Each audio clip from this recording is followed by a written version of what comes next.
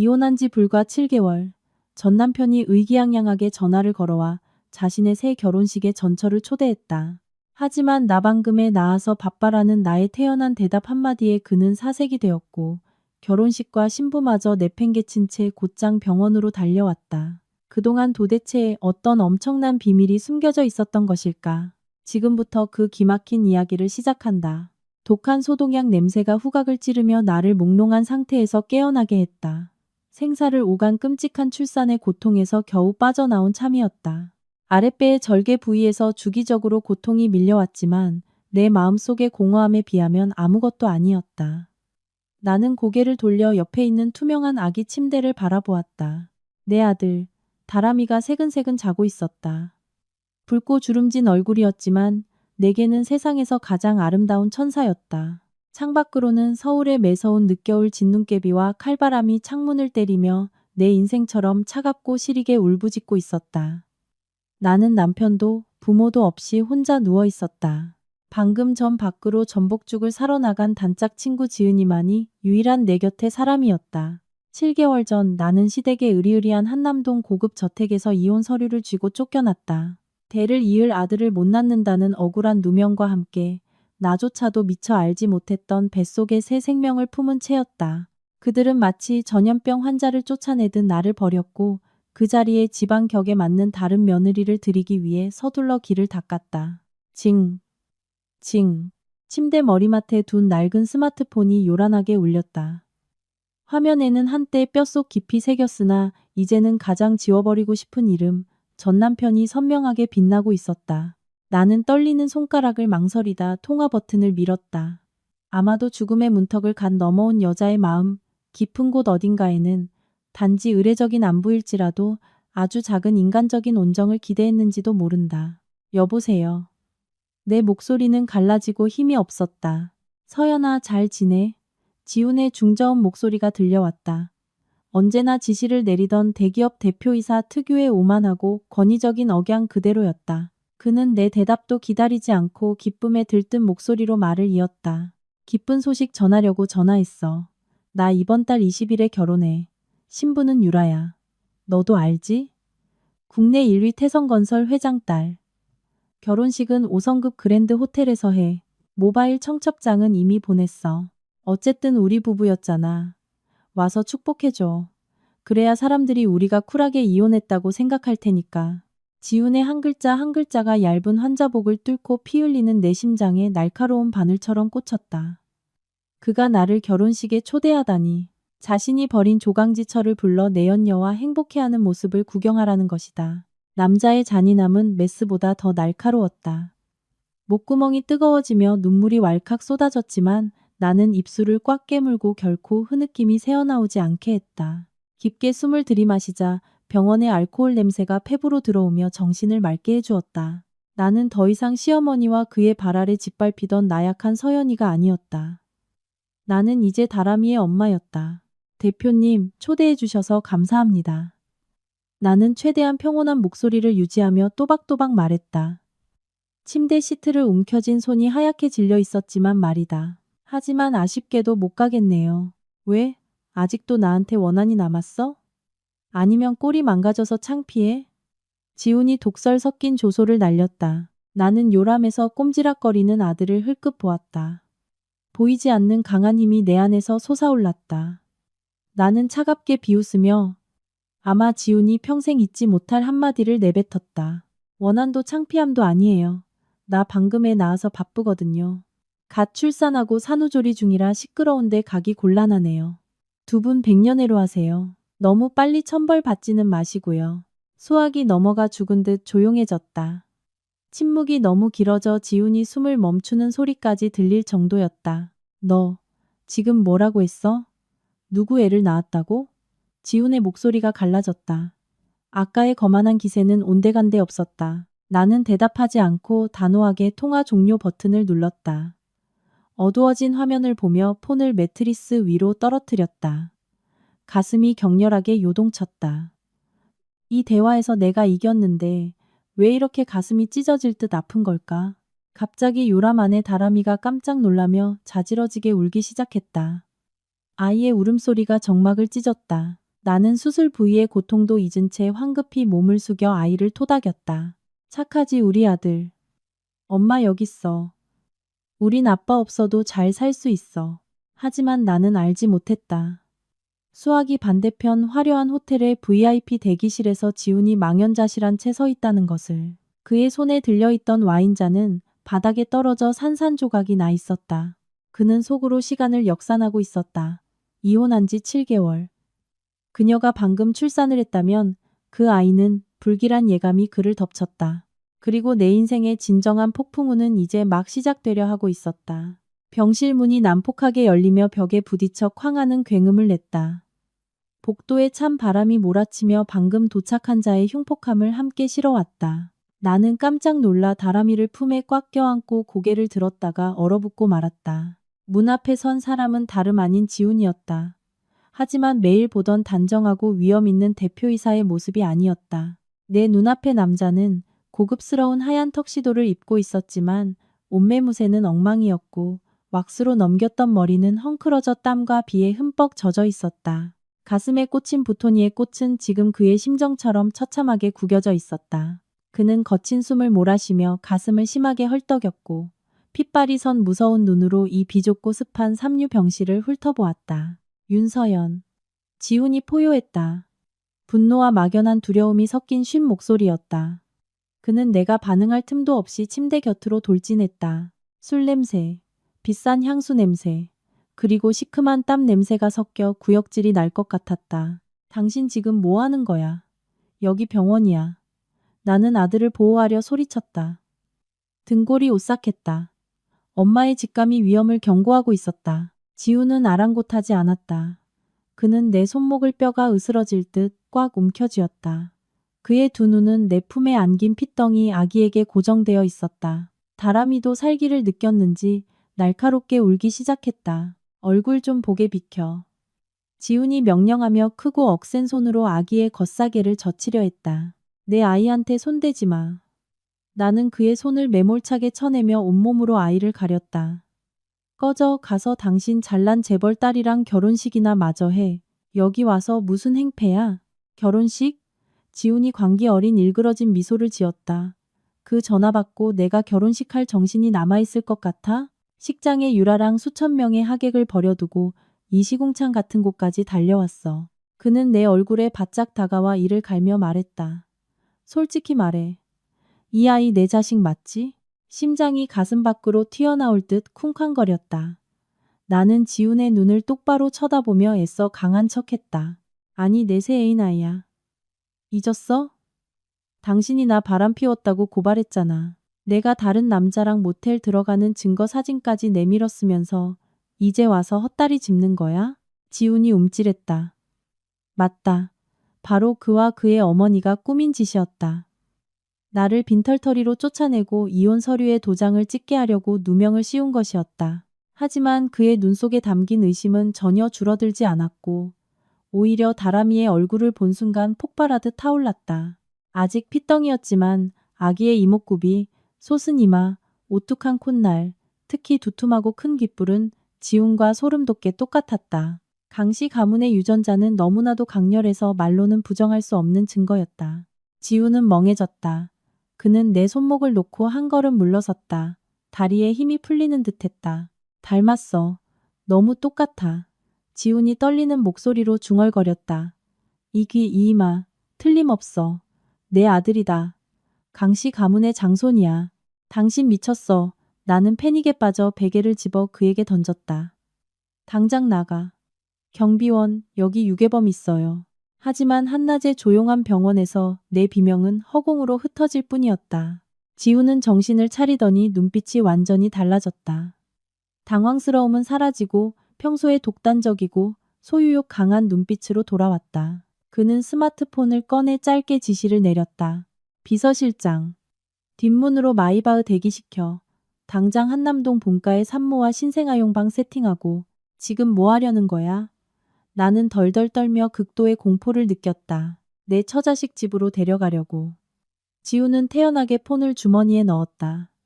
내 아이를 이런 곰팡이 슬고 냄새나는 병실에 두게 할 셈이야? 강지훈의 아들이 이런 대접을 받아선 안 되지. 안 가. 차라리 죽으면 죽었지 그 지옥 같은 곳으로 다시는 안 가. 나는 눈물을 쏟으며 소리쳤다.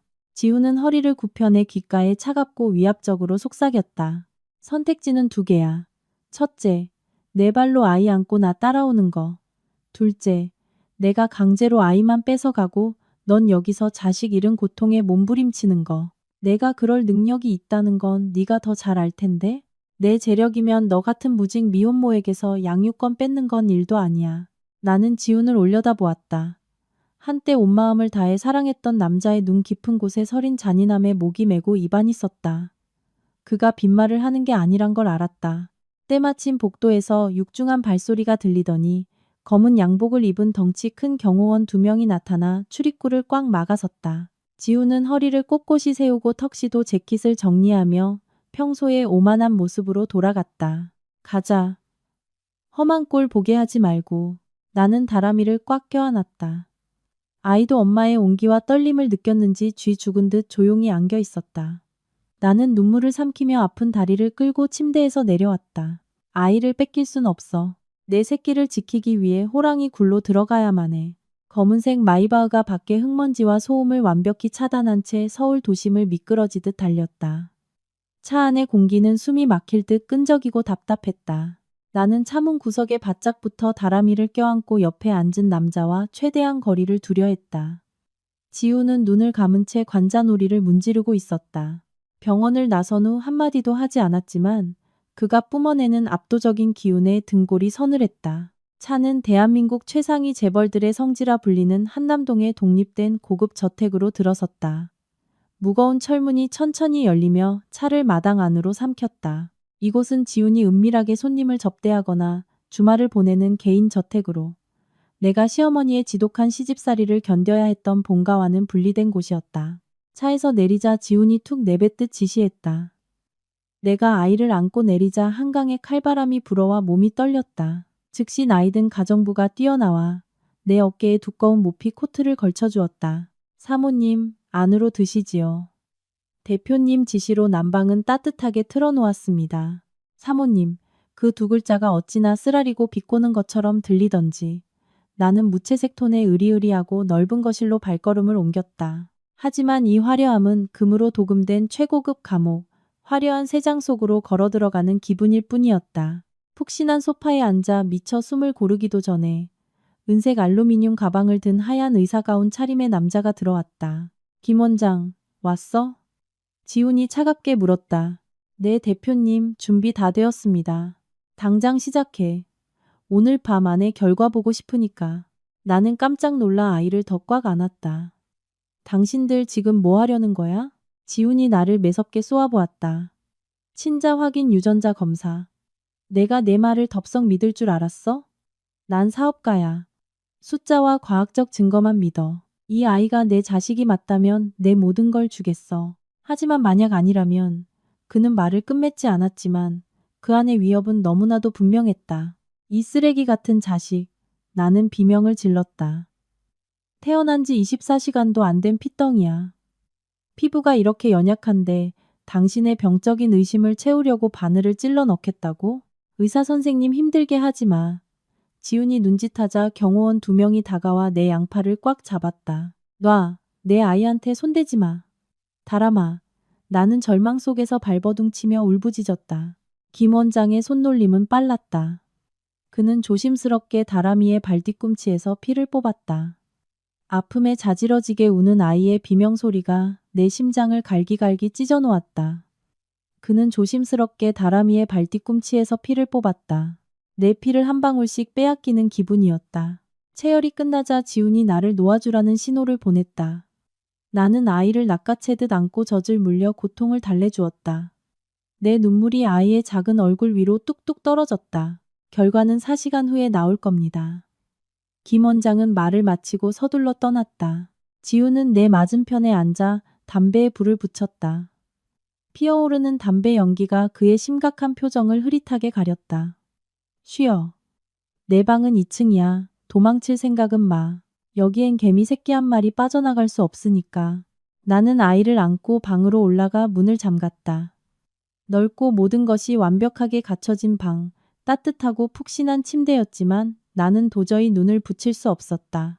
침대 가장자리에 앉아 초 단위로 줄어드는 시계만 바라보았다. 4시간은 한 세기처럼 길게 느껴졌다. 밤 11시 건조한 노크 소리가 울렸다. 사모님, 아래로 내려오시랍니다. 결과가 나왔습니다. 나는 깊게 숨을 들이쉬고 아이를 안고 내려갔다. 지우는 손에 검사 결과지를 들고 있었는데 그의 손이 미세하게 떨리고 있었다. 나를 본 그는 복잡 미묘한 눈빛을 보냈다. 깊은 후에 미친 듯한 환희, 그리고 약간의 당혹감이 뒤섞여 있었다. 99.99%. 지훈이 갈라진 목소리로 말했다. 내 아들이야. 내 아들이 맞아. 그가 달려와 우리 모자를 끌어안으려 했지만 나는 물러서며 혐오감 가득한 눈으로 그를 노려보았다. 이제 만족해? 그럼 우리 모자에게서 떨어져. 서연아. 지훈이 늦어버린 사과라도 건네려는 듯 입을 열었다. 하지만 바로 그 순간 저택 문 밖에서 타이어가 바닥을 긁는 날카로운 마찰음이 고막을 찢었다. 이어 대리석 바닥을 쾅쾅 찍어 누르는 하이힐 소리와 악을 쓰는 고함이 들려왔다. 문 열어. 그 불려운 년을 여기 숨겨둔 거 다 알아. 문 다 부숴버려. 지훈의 얼굴이 굳어졌다. 나는 손발이 차갑게 식었다. 죽었다 깨어나도 절대 잊을 수 없는 그 앙칼지고 표독스러운 목소리. 나의 전 시어머니 최 여사였다. 그리고 그녀와 함께 온 사람은 틀림없이 식장에 버려졌던 신부 유라일 것이다. 육중한 원목문이 벌컥 열리며 두꺼운 화장을 한 최 여사가 분노로 불그락푸르락해진 얼굴로 들이닥쳤다. 그 뒤로는 눈이 퉁퉁 부었지만 도끼가 서린 유라가 따라 들어왔다. 진짜 폭풍우는 바로 오늘 밤 닥친 것이었다. 아이고 이 꼴이 9달린 불여우 같은 년. 여기 숨어 있었어? 최 여사는 나를 보자마자 상처 입은 들짐승처럼 달려들었다. 그녀는 화려한 큐빅이 밝힌 명품 핸드백을 치켜들고 내 얼굴을 향해 내리치려 했다. 반사적으로 나는 몸을 돌려 앙상한 내 등으로 품에 안긴 다람이를 감싸 안았다. 어머니, 그만하세요. 지훈이 뛰어나와 최 여사의 손목을 움켜쥐고 막아섰다. 이거나, 지훈이 너 단단히 미쳤구나. 식장도 엎어버리고 강씨 가문 체면 다 깎아먹으면서 애도 못 낳는 쓸모없고 해픈 년한테 정신이 팔려? 전현이 대체 무슨 약을 먹인 거야. 최 여사는 분노로 일그러진 얼굴로 침을 튀기며 악을 썼다. 옆에 선 유라는 여전히 화려한 웨딩드레스 차림이었지만 이제는 처량하고 기괴해 보였다. 그녀는 최 여사처럼 난동을 부리지 않고 눈물이 그득한 눈으로 가슴을 부여잡고 숨을 헐떡이며 완벽하고 가련한 피해자 연기를 하고 있었다. 지훈 씨. 유라가 억울함이 가득 섞인 떨리는 목소리로 흐느꼈다. 어떻게 나한테 이럴 수 있어? 내가 뭘 잘못했다고. 우리 첫날 밤에 전철을 이 집에 끌어들여? 나는 벽구석에 몰려 아이를 꽉 끌어안고 있었다. 분노가 치밀었지만 동시에 공포스러웠다. 내 자신이 아니라 아이가 다칠까봐 무서웠다. 지우는 깊게 숨을 들이마시고 어머니의 손을 놓은 뒤 탁자 위에 놓인 DNA 검사지를 들어 두 여자 앞에 들이밀었다. 어머니 유라야 진정하고 내 말 들어. 서연이는 나한테 약 같은 거 안 먹였어. 나한테 아들을 낳아줬어. 이거 친자 확인 결과야. 이 아이네 핏줄이고 강씨 가문의 장손이야. 넓은 거실의 공기가 일순간 얼어붙었다. 지훈의 손에 들린 얇은 종이 한 장이 부적처럼 모든 흉포함을 억눌렀다. 최 여사는 아연실색했다. 그녀는 검사지를 확 낚아채어 눈을 가늘게 뜨고 글귀를 읽어내려가며 손을 바들바들 떨었다. 종이와 내 품의 아기를 번갈아 보는 그녀의 눈빛이 실시간으로 변했다. 의심, 경악, 그리고 마침내 탐욕스러운 갈망으로 그녀는 나에게 천천히 다가오며 훑어보았다. 내놓아봐. 얼굴 좀 보게. 아까의 살기는 누그러들었지만 여전히 명령조였다. 나는 고개를 거칠게 내저으며 뒤로 물러섰다. 이리네. 그녀가 소리치며 갑자기 달려들어 아기의 겉사계를 확 젖혔다. 화려한 샹들리의 불빛 아래 다람이의 얼굴이 드러났다. 새근새근 자고 있는 아기의 작은 입술, 짙은 눈썹, 오뚝한 코. 최 여사는 그 자리에 망부석처럼 굳어버렸다. 마치 최면에 걸린 듯했다. 오마나, 지훈이 어릴 때랑 똑같이 생겼네. 이 귓불, 이 인중보소. 우리 강씨 가문씨가 틀림없어. 아이고 내 장손. 최 여사의 태도는 180도 돌변했다. 표독스러운 시어머니에서 순식간에 손자 바보 할머니로 둔갑한 것이다. 그녀가 두 손을 뻗어 아기를 안으려 했지만 나는 몸을 피했다. 내 아이한테 손대지 마세요. 절 쫓아낼 땐 열매 못 맺는 독사 같은 년이라면서요. 내가 원망 섞인 목소리로 쏘아붙였다. 최 여사는 손을 거두고 얼굴을 굳혔다. 눈빛에 다시 도끼가 서렸다. 주둥이 함부로 놀리지 마. 난 내 손자를 받아들이는 거지 널 며느리로 인정하는 게 아니야. 넌 그저 애 낳는 기계일 뿐이야. 손자 일이 내놔. 넌 가고 싶은 대로 가버려. 절대 안 돼. 나는 비명을 질렀다. 내 아이야. 내가 가는 곳에 이 아이도 가. 지훈이 엄격한 목소리로 끼어들었다. 지금 당장 애 떼어놓는 거 제가 허락 안 합니다. 전 먹여야 해요. 서연이가 당분간 여기서 애 돌볼 겁니다. 그동안 가만히 지켜보던 유라가 상황이 불리해진 것을 깨달았는지 눈물을 닦으며 앞으로 나섰다. 그녀의 매서운 눈이 나와 아이를 번갈아 보더니 순식간에 교활한 계산을 마쳤다. 그녀는 최 여사 발밑에 무릎을 꿇었다. 어머니, 지훈 씨 말이 맞아요. 아기가 너무 어려서 엄마 품을 떠나면 안 돼요. 서연 언니가 저한테 씻을 수 없는 상처를 줬지만 아기는 죄가 없잖아요. 차라리 어머니께서 허락해 주신다면 저도 이 집에 들어와 지훈 씨를 도와 언니와 아기를 보살피게 해주세요. 제 친자식처럼 키우는 법을 배울게요. 유라는 눈물이 글썽거리는 눈으로 지훈을 올려다보았다. 지훈 씨, 내가 당신 사랑하니까 다 참을게.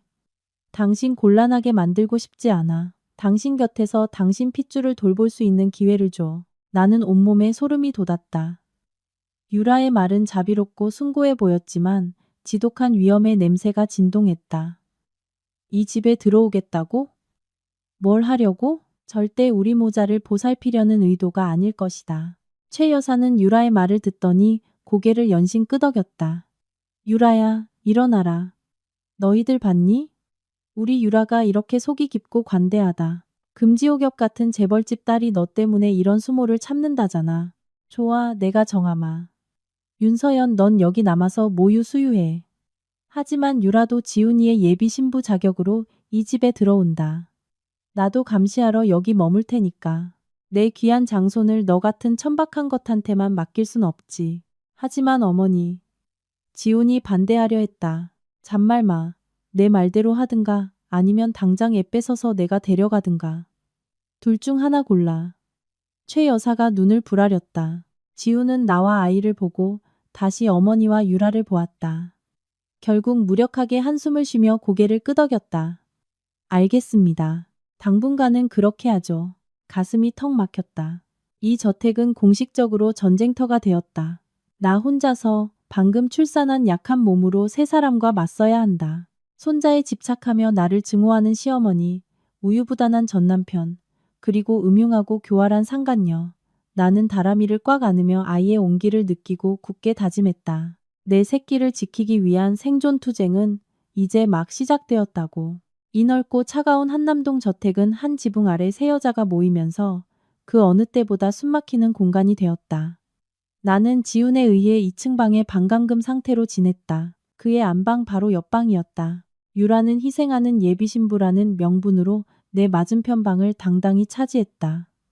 최 여사는 집안의 모든 상황, 특히 나를 감시하기 위해 1층 방을 골랐다. 처음 며칠 동안 유라는 완벽하게 사리 분별이 있는 여자 연기를 했다. 그녀는 주방으로 내려가 일하시는 아주머니에게 산모 식사를 지시하며 내게 달콤한 말을 건넸다. 서연 언니, 젖 잘 돌게 많이 드세요. 다람이가 참 젖을 잘 먹더라고요. 하지만 그 가식적인 친절 뒤에는 여자들만이 알아챌 수 있는 악랄한 수작이 숨어 있었다. 어느 날 점심 다람이에게 젖을 물리고 재웠을 때 유라가 노크하고 들어왔다. 그녀의 손에는 김이 모락모락 나는 가물치 미역국이 담긴 그릇이 들려 있었다. 서연 언니, 어머니가 언니 갖다 주라고 하셔서요. 식기 전에 드시고 기운 차리세요. 유라가 활짝 웃으며 국그릇을 탁자에 놓았다. 고마워. 거기 둬. 이따 먹을게. 나는 아이에게서 눈을 떼지 않은 채 차갑게 대답했다. 어머, 당장 드셔야죠. 식으면 비려서 못 넘겨요. 어머니가 언니 다 먹는 거 보고 내려오라고 신신당부하셨어요. 유라가 최 여사를 핑계대며 협박조로 말했다. 최 여사와 실랑이를 벌여 아이의 잠을 깨우고 싶지 않았던 나는 마지못해 숟가락을 들었다. 첫 술을 입에 넣자마자 나는 하마터면 뱉어낼 뻔했다. 소금을 통째로 들이부은 듯 혀가 마비될 정도로 지독하게 짠 미역국이었다.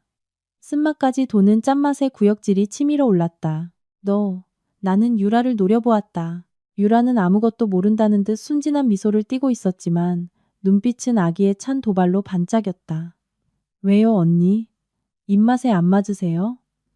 아주머니 간이 딱 맞던데 혹시 어머니랑 제 정성이 맘에 안 드시는 건가요? 나는 끓어오르는 화를 삼키며 그릇을 밀어냈다. 너무 짜서 못 먹어. 치워. 어머머, 언니 참 까탈스러우시네. 안 드시면 모유 끊겨요. 우리 다람이 배고프면 불쌍하잖아요. 유라는 일부러 1층까지 다 들리도록 큰 소리로 징징거렸다. 어머니, 서연 언니가 국이 맛없다고 안 먹는데요. 1분이 채 지나지 않아 최 여사가 쿵쿵거리는 발소리를 내며 계단을 올라와 방으로 들이닥쳤다. 뭐야? 윤서연, 네가 또 재벌가 사모님 행세라도 하는 거냐? 온 집안 사람이 내 수발을 들어주는데 반찬 투정이야? 어머니가 드셔보세요. 바닷물보다 짠 국을 어떻게 넘겨요? 나는 억울함에 국그릇을 가리켰다. 최 여사는 숟가락을 들어 조금 맛을 보았다. 그녀의 미간이 살짝 찌푸려지는 걸 보았다. 분명 짜다는 걸 알았을 것이다. 하지만 그녀는 단숨에 삼켜버리고는 나를 죽일 듯이 째려보았다. 짜긴 뭐가 짜. 짭짤하니 간만 딱 좋구만. 애 낳고 입맛이 돌아서 그런 거지. 유라가 이렇게 정성을 다하는데 누명을 씌워? 당장 다 처먹어. 다 안 먹으면 내 손자 안아볼 생각도 하지 마. 최 여사 뒤에 선 유라는 승리의 미소를 지으며 아이처럼 혀를 날름 내밀어 조롱했다. 나는 손톱이 살을 파고들도록 주먹을 꽉 쥐었다. 함정이었다. 여기서 안 먹으면 그들은 트집을 잡아 나를 괴롭히고 심지어 아이를 뺏어갈 구실을 만들 것이다. 알았어요. 먹을게요. 나는 국그릇을 들었다. 눈물이 거꾸로 흐르는 것 같았다. 씹지도 못한 채 소태 같은 미역국을 한 숟갈씩 삼켰다. 펄펄 끓는 자갈을 위장으로 밀어넣는 기분이었다. 매 숟가락이 비참한 수모였다. 아이를 위해 참아야 했다. 다 먹은 뒤 나는 화장실로 뛰어가 물을 벌컥벌컥 마시며 짠맛을 지워내야 했다. 하지만 고문은 거기서 끝나지 않았다. 그날 오후 모유가 돌아 가슴이 터질 듯 아팠지만 아이는 잠들어 있었다. 나는 지훈이 일전에 사준 전동 유축기를 찾았지만 방을 다 뒤져도 보이지 않았다. 뭐 찾으세요? 방문에 기대선 유라가 네일 파일로 손톱을 갈며 퉁명스럽게 물었다. 내 유축기 어디 있어? 아, 그 시끄러운 기계요? 아까 보니까 덜덜거리고 시끄러워서 고장 난 줄 알고 주방 쓰레기통에 버렸어요. 아마 쓰레기차가 방금 가져갔을걸요. 유라가 태연하게 대답하며 손톱 가루를 후불었다. 너 얼마나 더 악독하게 굴 거야? 내 아이 맘마줄 기계라고. 어머, 누가 간수 잘 못하래요. 그리고 그냥 애한테 직접 물리세요. 유축기 쓰면 가슴 망가져서 나중에 지훈 씨한테 버림받아요. 가슴이 터질 것처럼 아팠다. 모유가 옷을 흠뻑 적시며 뜨겁고 비릿하게 흘러나왔다. 유선염은 모든 산모의 악몽이자 산통보다 더한 고통이다. 유축기도 없고 아이는 자고 있었다. 고열이 오르고 오한이 들어 몸이 사시나무 떨리듯 떨렸다. 나는 침대 구석에 웅크리고 앉아 가슴을 부여잡고 눈물을 뚝뚝 흘렸다. 비명을 지를 수도 없었다. 비명을 지른들 동정할 사람도 없고 그들의 비웃음거리만 될 뿐이었다. 모두가 잠든 고요한 한밤중 내 방문이 조용히 열렸다. 지훈이었다. 평소처럼 자는 아이를 보러 온 것이었겠지만 그는 차가운 바닥에 웅크려 앉아 한 손으로 가슴을 쥐고 다른 손으로 유리컵에 힘겹게 모유를 짜내고 있는 내 모습을 보고 얼어붙었다. 붉은 핏물이 섞인 뽀얀 모유가 컵으로 뚝뚝 떨어지고 있었다. 나는 고통을 참느라 수건을 입에 꽉 물고 소리 없이 울고 있었다. 서연아, 지금 뭐 하는 거야? 지훈이 기겁하며 달려와 내 옆에 주저앉았다. 나는 깜짝 놀라 피 섞인 컵을 등 뒤로 숨기려 했지만 늦었다. 지훈은 내 손을 잡고 피 섞인 우유와 창백하고 땀방울이 맺힌 내 눈물 범벅인 얼굴을 번갈아 보았다. 유축기 어딨어? 왜 손으로 피가 날 때까지 짜고 있는 거야? 지훈의 목소리가 떨렸다. 그의 눈동자는 격렬하게 요동쳤고 미처 숨기지 못한 안타까움이 역력했다. 나는 지훈을 바라보았다. 온종일 억눌렸던 분노가 폭발했지만 나는 그저 극도로 처연하게 웃어 보일 뿐이었다. 당신 예비 신부께서 시끄럽다고 버렸어. 지훈 씨, 당신이 우리 모자를 여기 데려온 게 돌봐주려는 거야? 아니면 내가 죽을 때까지 고문해야 직성이 풀리는 거야? 지훈은 망연자실했다.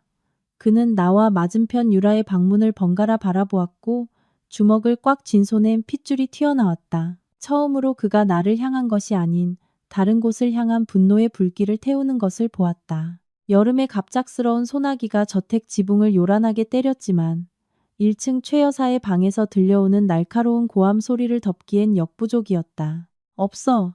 진짜 없어졌어. 아이고 맙소사. 유라가 선물한 오브 다이아몬드 반지가 없어졌어. 화장대 위에 뒀는데 어디 간 거야. 2층에서 다람이를 재우고 있던 나는 그 비명 소리에 철렁 내려앉았다. 또 불길한 일이 닥쳐오고 있다는 직감이 들었다. 내 방문이 거칠게 열렸다. 불그락푸르락 화가 난 최 여사가 들이닥쳤고 거짓 걱정스러운 표정의 유라와 갓 퇴근해 서류 가방을 든 지훈이 뒤따라 들어왔다. 윤서연, 네가 내 반지 훔쳐갔지? 당장 실토해. 최 여사가 손가락질하며 부들부들 떨었다. 나는 당황해서 아이를 요람에 눕히고 일어나 해명했다. 어머니, 무슨 말씀이세요? 저 오늘 하루 종일 방에서 애만 봤어요. 1층에 내려가지도 않았는데 어떻게 반지를 훔쳐요. 네가 안 내려갔으면 딴 사람 시켰거나 나 없을 때 몰래 내려갔겠지. 이 집에 십몇 년 일한 믿을 만한 가정부들 말고 돈 궁한 외부인은 너 하나뿐이야. 훔쳐다 팔아서 뱃속 채우려고 했지. 어머니, 누명 씌우지 마세요. 가난해도 그런 짓 안 해요. 이 집 물건 탐낸 적 한 번도 없어요.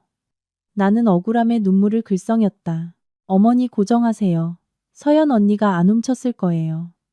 유라가 말리는 척 나섰지만 그녀의 시선은 탁자 위에 놓인 내 기저귀 가방을 향해 비스듬히 꽂혀 있었다. 혹시 모르니 우리 다시 꼼꼼히 찾아봐요. 아니면 언니 짐 가방 한번 확인해 보는 게 어떨까요? 혹시 실수로 딸려 들어갔을지도 모르잖아요. 유라의 교묘한 암시가 불난 집에 기름을 부었다. 최 여사는 내 기저귀 가방으로 달려가 바닥에 거꾸로 탈탈 털었다. 기저귀 옷까지 가재 수건이 와르르 쏟아졌고 챙그랑 하는 소리와 함께 작고 반짝이는 물건이 짙은 갈색 마룻바닥으로 굴러떨어졌다. 다이아몬드 반지였다. 나는 피가 차갑게 굳는 것 같았다. 반지를 보다가 유라를 쳐다보았다. 그녀는 입을 틀어막고 놀란 척했지만 입꼬리는 은밀하고 거만한 미소를 짓고 있었다. 이거 봐라. 발뺌할래? 물증이 이렇게 떡하니 나왔는데. 최 여사가 반지를 집어들더니 화를 주체하지 못하고 내 뺨을 후려쳤다. 짝! 뺨이 화끈거리고 머리가 핑 돌았다. 나는 요람 옆으로 고꾸라졌다. 깜짝 놀란 다람이가 자지러지게 울기 시작했다. 내가 안 훔쳤어요. 저 여자가 넣은 거예요. 나는 유라를 가리키며 절망적으로 소리쳤다. 닥쳐. 도둑년이 적반하장이야. 상스럽고 천박한 것. 당장 꺼져. 내 집에서 당장 나가. 머리 검은 짐승 거두는 게 아니랬어. 최 여사는 내 머리채를 틀어쥐고 문 밖으로 질질 끌어내려 했다. 그만하세요. 지훈의 일갈이 울려 퍼졌다. 위압적이고 차가운 목소리에 최 여사의 손이 멈칫했다. 지훈은 다가와 어머니의 손을 내 머리채에서 떼어냈다. 그는 얼굴을 감싸고 우는 나를 한 번, 어지러운 바닥을 한 번 보더니 유라를 응시했다. 그의 깊이를 알 수 없는 서늘한 눈빛에 유라는 뜨끔하여 한 걸음 물러났다. 지훈아, 너 봤지? 이 도둑년이. 최 여사는 여전히 씩씩거렸다. 다 봤습니다. 어머니 방으로 돌아가세요. 이 일은 제가 알아서 해결합니다. 지훈의 목소리는 낮았지만 묵직했다. 하지만 들어가시라니까요. 최 여사는 씩씩거리며 반지를 쥐고 나갔고 내게 경멸 어린 시선을 던지는 것을 잊지 않았다. 유라도 쫓기듯 재빨리 뒤따라 나가며 숨막히는 공간에 우리 둘만 남겨졌다. 지훈이 문을 닫았다. 그는 나를 혼내지도 훔쳤냐고 묻지도 않았다. 그는 묵묵히 몸을 숙여 기저귀와 수건을 주워 가방에 가지런히 담았다. 그의 행동에 나는 어리둥절했다. 나 믿는 거야? 나는 갈라진 목소리로 물었다. 지우는 일어나 내 눈을 똑바로 보며 무거운 한숨을 내쉬었다. 네가 안 훔친 거 알아. 네가 이 집에 온 날부터 거실이랑 복도에 카메라를 설치해뒀어. 아까 1층에서 스마트폰으로 다 확인했어. 그럼 왜 그 여자 정체를 폭로하지 않은 거야? 왜 내가 맞게 내버려뒀어? 나는 억울함에 소리쳤다. 지우는 내 시선을 피하며 고개를 돌렸다. 그의 목소리는 무력함과 사업가 특유의 계산으로 무겁게 가라앉아 있었다. 유라는 지금 우리 회사 최대 건설 프로젝트에 투자하는 태성그룹 회장 딸이야. 만약 지금 일을 크게 만들어서 파혼하거나 망신을 주면 그 영감은 투자금을 뺄 거야. 수천 명의 내 직원이 일자리를 잃고 회사는 부도나. 서연아, 미안해. 시간이 필요해. 나는 내 앞에 남자를 보며 지독한 역겨움과 거리감을 느꼈다. 내 명예와 고통이 그의 계약서 한 장보다 못한 것이었구나. 나는 씁쓸하게 웃으며 아이를 꽉 끌어안았다. 당신은 시간이 필요하겠지. 하지만 내겐 정의가 필요해. 이 집구석에선 그런 건 사치품인 것 같네. 지우는 무언가 말하려다 입을 다물었다. 그는 나를 지독한 고독 속에 남겨둔 채 방을 나섰다. 하지만 나는 알지 못했다. 방을 나서자마자 그가 비서실장에게 전화를 걸어 단호한 목소리로 지시했다는 것을. 태성그룹 회장 비리 자료 다 모아. 하루빨리 그 영감탱이 약점을 잡아야겠어. 여름의 끝자락 거대한 태풍이 서울을 강타하며 강풍과 폭우가 몰아쳤다. 도시는 하얀 빗장막에 갇혔다. 그날 밤 다람이가 갑자기 자지러지게 울기 시작했다. 아이의 몸이 숯불처럼 펄펄 끓었다. 체온계는 39.5도를 가리키고 있었다. 나는 다급히 구급상자를 뒤졌지만 해열제는 텅 비어 있었다. 분명 유라가 몰래 벌인 짓일 것이다. 나는 아이를 안고 1층으로 뛰어내려갔다. 운전기사에게 병원에 데려가 달라고 할 참이었다. 하지만 거실은 텅 비어 있었다. 최 여사는 오후에 지방 사찰에 불공을 드리러가 아직 오지 않았고 지우는 중요한 접대 자리에 가 있었다. 집에는 나, 유라, 그리고 깊이 잠든 가정부뿐이었다. 유라 씨, 유라 씨. 나는 유라의 방문을 쾅쾅 두드렸다. 한참 뒤에야 유라가 잠이 덜 깬 얼굴로 신경질을 내며 문을 열었다. 무슨 소란이야. 한밤중에 남잠도 못 자게. 다람이가 열이 펄펄 나요. 경기를 일으키고 있어요. 기사님을 부르든 택시 좀 불러줘요. 내 폰이 방전돼서 꺼졌어요. 나는 눈물을 흘리며 애원했다.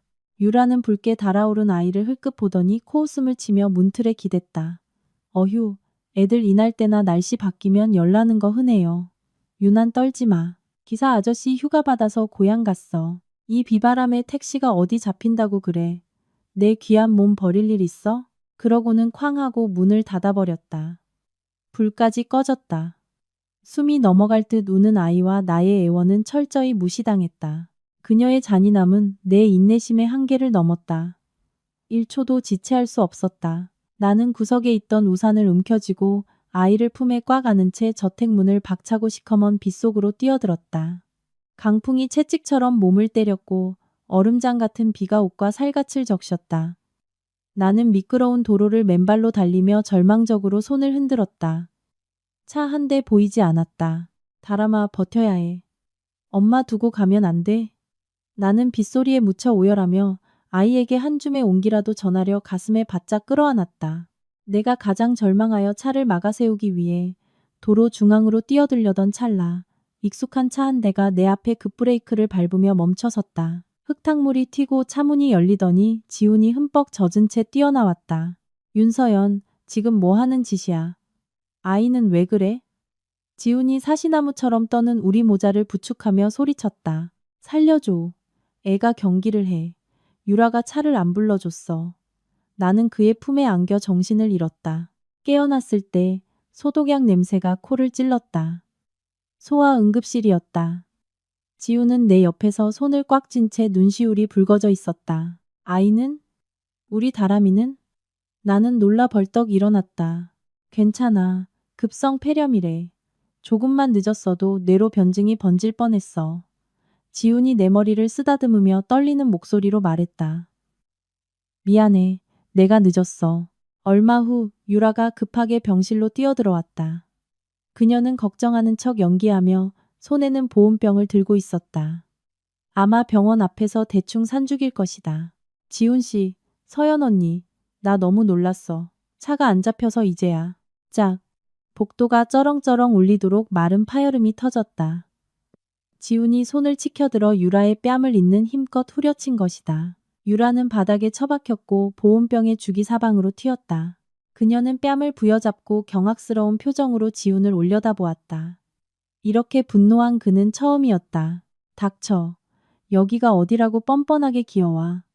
지훈이 부들부들 떨며 유라의 얼굴에 삿대질을 했다. 저택 앞 CCTV 다 봤어. 내 처자식이 빗속을 뛰어가는 걸 보고도 문 하나 안 열어주더라. 넌 사람이 아니라 짐승만도 못한 년이야. 당신 나 쳤어? 이 시골뜨기 전처년 때문에 날 때려? 유라의 가식적인 가면이 벗겨지고 극도의 악의가 드러났다. 때린 걸로 끝날 줄 알아? 당장 내 눈앞에서 꺼져. 1초도 내 역겨운 꼴 보기 싫으니까.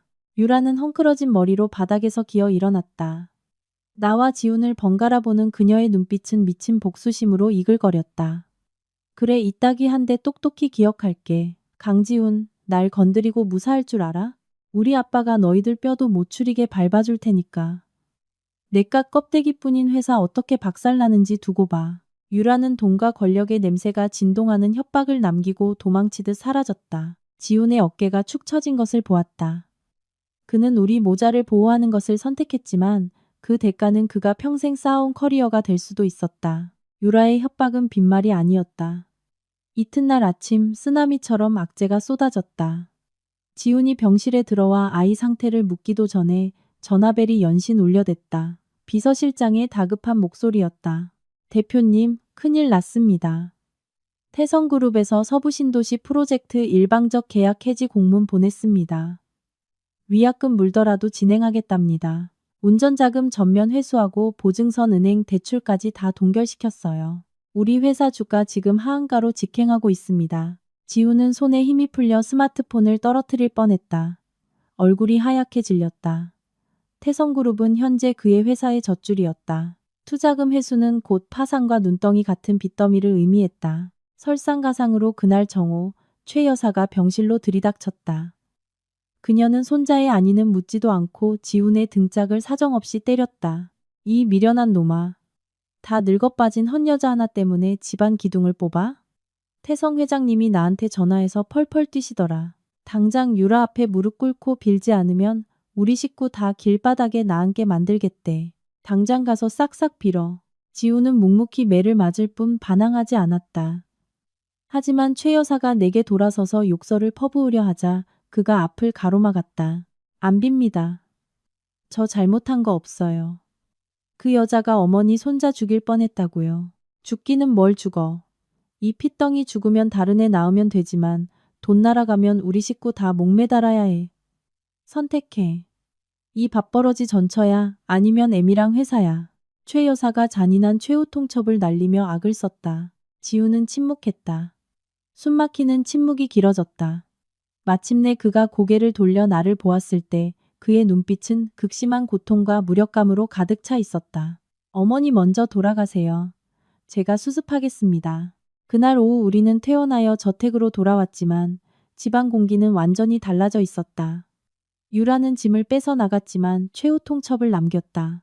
최 여사는 나와 다람이를 좁디 좁은 다락방에 가두고 모든 가정부를 철수시켰다.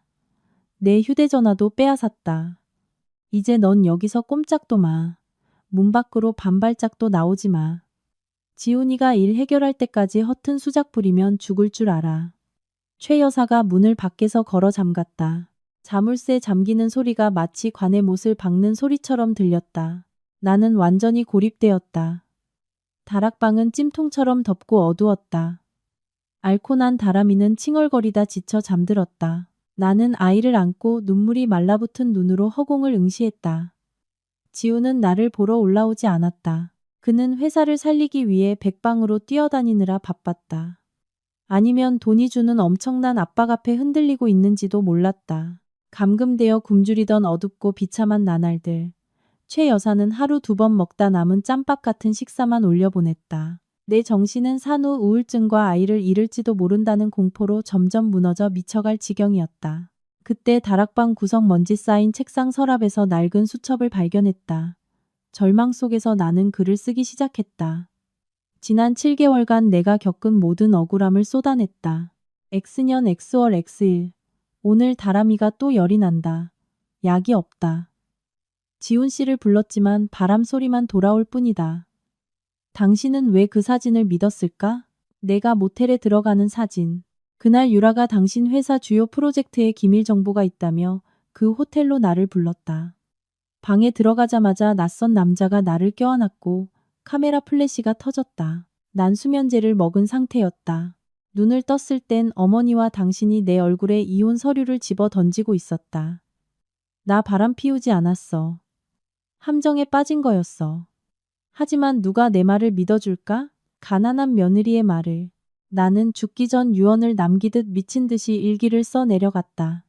눈물로 얼룩진 페이지에는 내가 은밀히 조사했던 유라의 비열한 음모에 대한 적나라한 진실이 담겨 있었다. 단지 말할 기회를 얻기 전에 입이 틀어막혔을 뿐이었다.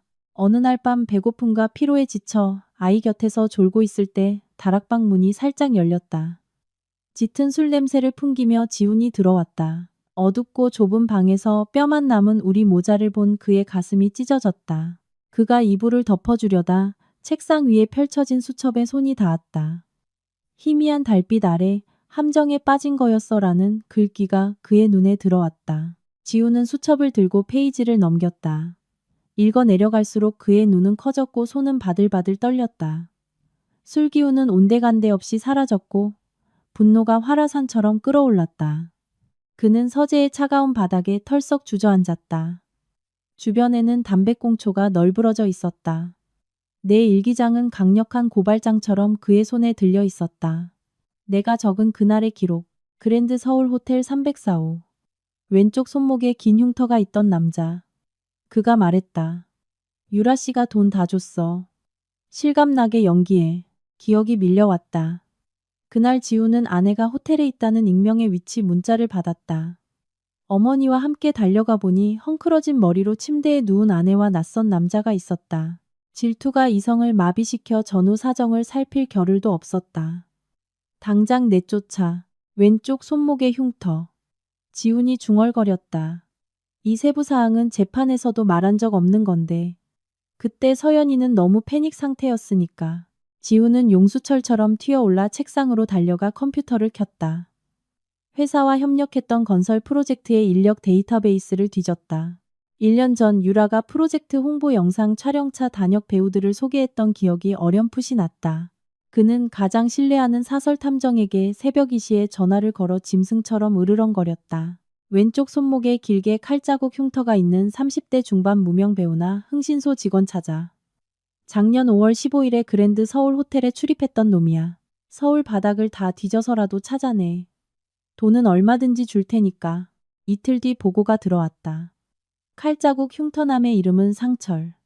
현재 외곽의 정형외과 병원에 식물인간처럼 누워 있었다. 일주일 전 바로 내가 아이를 낳고 지훈이 식장을 박차고 나간 그날 의문의 뺑소니 사고를 당한 것이었다. 지훈은 병원으로 달려갔다.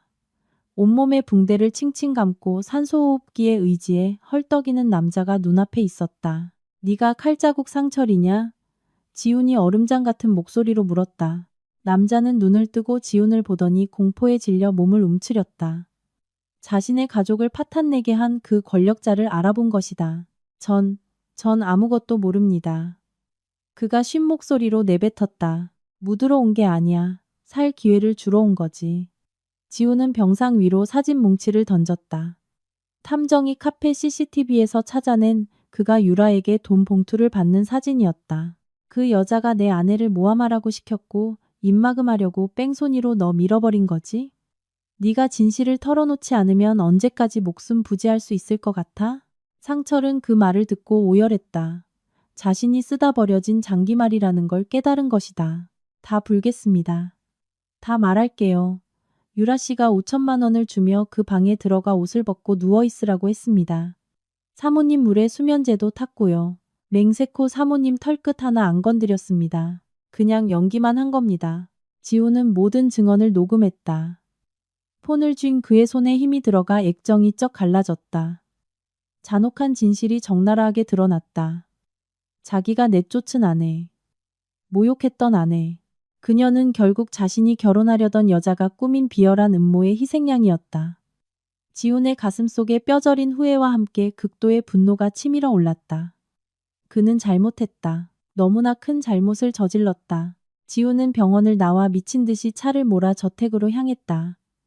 서연을 풀어주고 무릎 꿇고 용서를 빌어야 했다. 하지만 저택 앞에 차를 세우는 순간 활짝 열린 대문 안으로 평소와 다른 왁자지껄한 소리가 들렸다. 마당에는 최고급 외제차들이 가득했고 최 여사는 유라의 부모님과 손을 맞잡고 호호거리며 웃고 있었다. 그리고 무리 한가운데 유라가 종이 한 장을 든 채 수줍고 교태로운 척 안색을 꾸미고 있었지만 그녀의 눈빛만은 승리감으로 번뜩이고 있었다. 지훈이 들어서자 마치 다른 연극 무대에 발을 들인 것 같았다. 아들 마침 잘 왔다. 최 여사가 소리치며 지훈의 팔을 끌었다. 경사다 경사야. 우리 유라가 임신했단다. 의사 선생님이 아들 쌍둥이래. 우리 집안에 이런 복이 굴러오다니. 지훈은 멍해졌다. 임신이라니. 유라가 지훈에게 다가와 초음파 사진과 새빨간 두 줄이 그어진 임신 테스트기를 내밀었다. 지훈 씨, 아직 화 안 풀린 거 알아. 하지만 아이는 하늘이 주신 선물이잖아. 그날 밤 기억나? 나 벌써 당신 아이 가졌어. 이제 와서 우리 모자 버릴 거야? 지훈은 초음파 사진과 유라를 번갈아 보았다.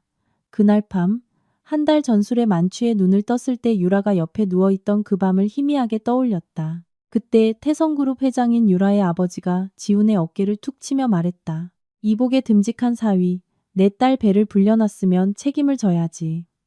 지난번 일은 덮어두고 내 자네 회사 살려줄 투자금 2배로 쏴주겠네. 대신 조건이 있어. 다음 주에 당장 시골려. 그리고 그는 내가 갇혀있는 다락방을 올려다 보았다. 저 전처랑 사생아 놈은 당장 이 집에서 치워버려. 내 딸이 첩골 보는 건 절대 용납 못하니까. 지훈은 기로에 섰다. 한쪽에는 진실과 억울한 아내, 핏덩이 아들이 있었고 다른 한쪽에는 진이조차 알 수 없는 쌍둥이 임신과 자신의 평생 커리어를 살려줄 유일한 구명줄이 있었다. 그리고 그 순간 다락방의 작은 창문 틈으로 나는 모든 대화를 듣고 있었다. 유라의 임신 소식은 내 안에 마지막 남은 얇은 희망의 끈마저 끊어버리는 칼날 같았다. 거실의 공기는 돈 냄새와 계산기로 가득 찼다. 처가의 축하 웃음소리, 최 여사의 호들갑이 내 귀에는 관에 밝히는 못소리처럼 들렸다. 나는 차가운 방바닥에 앉아 다람이를 품에 안았다. 아이는 평온하게 자고 있었지만 엄마의 마음엔 폭풍이 치고 있었다. 유라가 임신을 했다. 이 타이밍에 그게 진짜든 가짜든 그녀 집안의 권력과 최 여사의 탐욕 앞에서 우리 모자가 살 길은 완전히 막혀버렸다. 지우는 여전히 마당에 서서 초음파 사진을 들고 있었다. 창문 틈으로 그의 눈빛이 흔들리는 것이 보였다. 늙고 병든 아이를 가진 빈털터리 전처와 막대한 재산과 아들 쌍둥이를 잉태한 권력가의 딸. 사업가의 본능으로 그는 무엇을 선택할까? 나는 씁쓸하게 웃었다. 답은 이미 알고 있었다. 그는 전에 한 번 자신의 커리어를 위해 나를 버렸고 이번에도 예외는 아닐 것이다. 너 들었지? 유라가 아들 쌍둥이를 가졌대. 너랑 내 병든 애새끼는 이제 볼장 다 봤어. 최 여사가 갑자기 다락방 문을 열어젖히며 잔인할 정도로 기뻐하는 목소리로 뱉어냈다. 짐 싸서 꺼져. 사람 풀어서 끌어내게 만들지 말고. 나는 울지도 애원하지도 않았다. 고통이 한계치를 넘어서자 오히려 몸이 마비된 듯 무감각해졌다. 나는 조용히 일어나 낡은 헝겊 가방에 아이 옷 몇 벌과 일기장을 쑤셔 넣었다. 쫓아내실 필요 없어요. 지금 당장 나갈 테니까. 이 집이 너무 더러워서 내 아이가 이 가식적인 공기에 물들까봐 두렵네요. 나는 최 여사를 똑바로 응시하며 대꾸했고 그녀는 찔린 듯 한 걸음 물러났다. 내가 아이를 안고 계단을 내려오자 거실은 쥐 죽은 듯 조용해졌고 모든 시선이 내게 쏠렸다. 경멸, 동정 그리고 우월감 섞인 시선들. 소파에 앉아있던 유라가 나를 보더니 일어나 앞으로 다가왔다. 그녀는 명품백에서 두툼한 현금 다발을 꺼내 내 발밑에 탁 던졌다. 이거 1천만 원 묶음이야. 이거 들고 가서 방이나 얻어. 그 애새끼 적선하는 셈칠 테니까.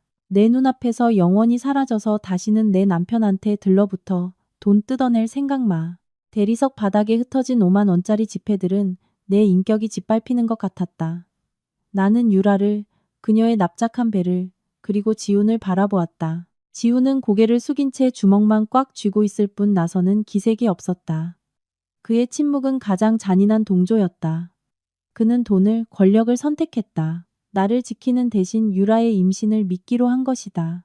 나는 조소하며 발밑에 돈다발을 걷어찼다. 당신 돈 더러워서 못 받겠어.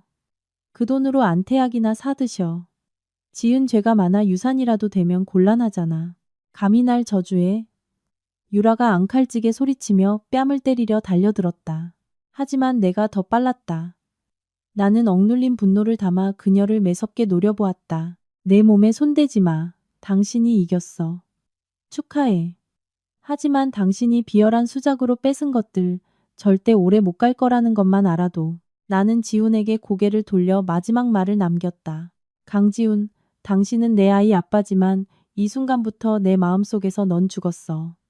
다신 우리 모자 찾지 마. 나는 고개를 꼿꼿이 세우고 문을 향해 걸어나갔다. 하지만 몇 걸음 떼지 못해 등 뒤에서 유라의 날카로운 비명소리가 들렸다. 털썩 넘어지는 소리와 함께 그녀가 배를 움켜쥐고 뒹굴었다. 아, 배가 너무 아파. 피. 모두가 기겁하여 아래를 보았다.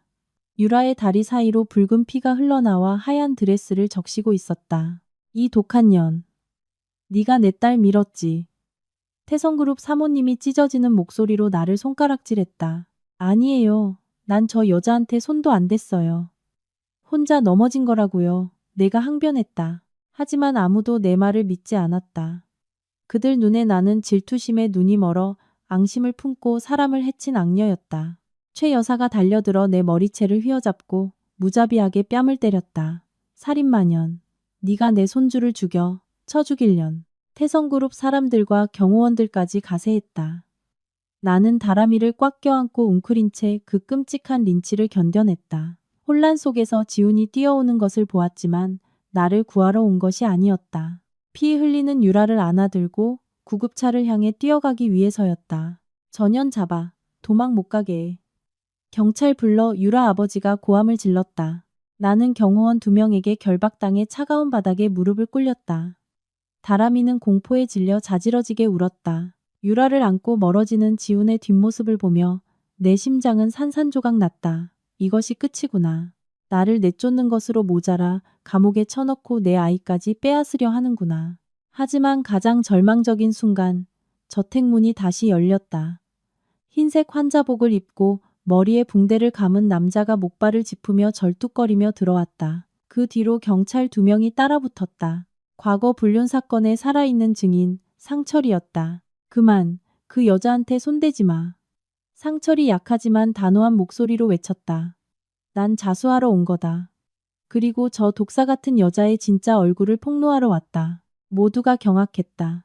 연극이 끝나는 것인가? 아니면 새로운 비극의 시작인가? 나는 알 수 없었다. 그저 다람이를 꽉 껴안은 채 극심한 고통과 탈진 속에서 정신을 잃어갔다. 상철의 등장은 거센 파도치는 호수에 던져진 바위 같았지만 모든 걸 쓸어버릴 듯 몰아치는 폭풍우를 막기엔 역부족이었다. 저놈 잡아. 약쟁이 헛소리 듣지 마. 유라 아버지가 얼굴이 불그락푸르락해져 경호원들에게 상처를 밖으로 끌어내라고 지시했다. 혼란스러운 틈을 타 지훈은 유라를 안고 이미 구급차로 달려가고 있었다.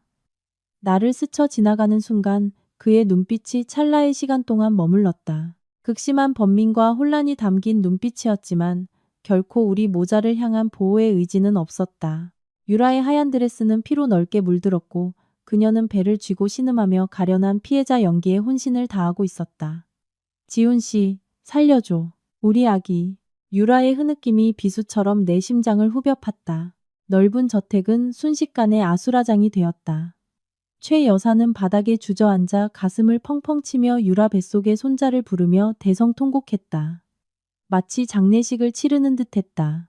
태성그룹 경호원들이 나를 겹겹이 에워쌌고 그들의 눈빛은 나를 산채로 씹어먹을 듯 매서웠다. 나는 다람이를 품에 꽉 안았다.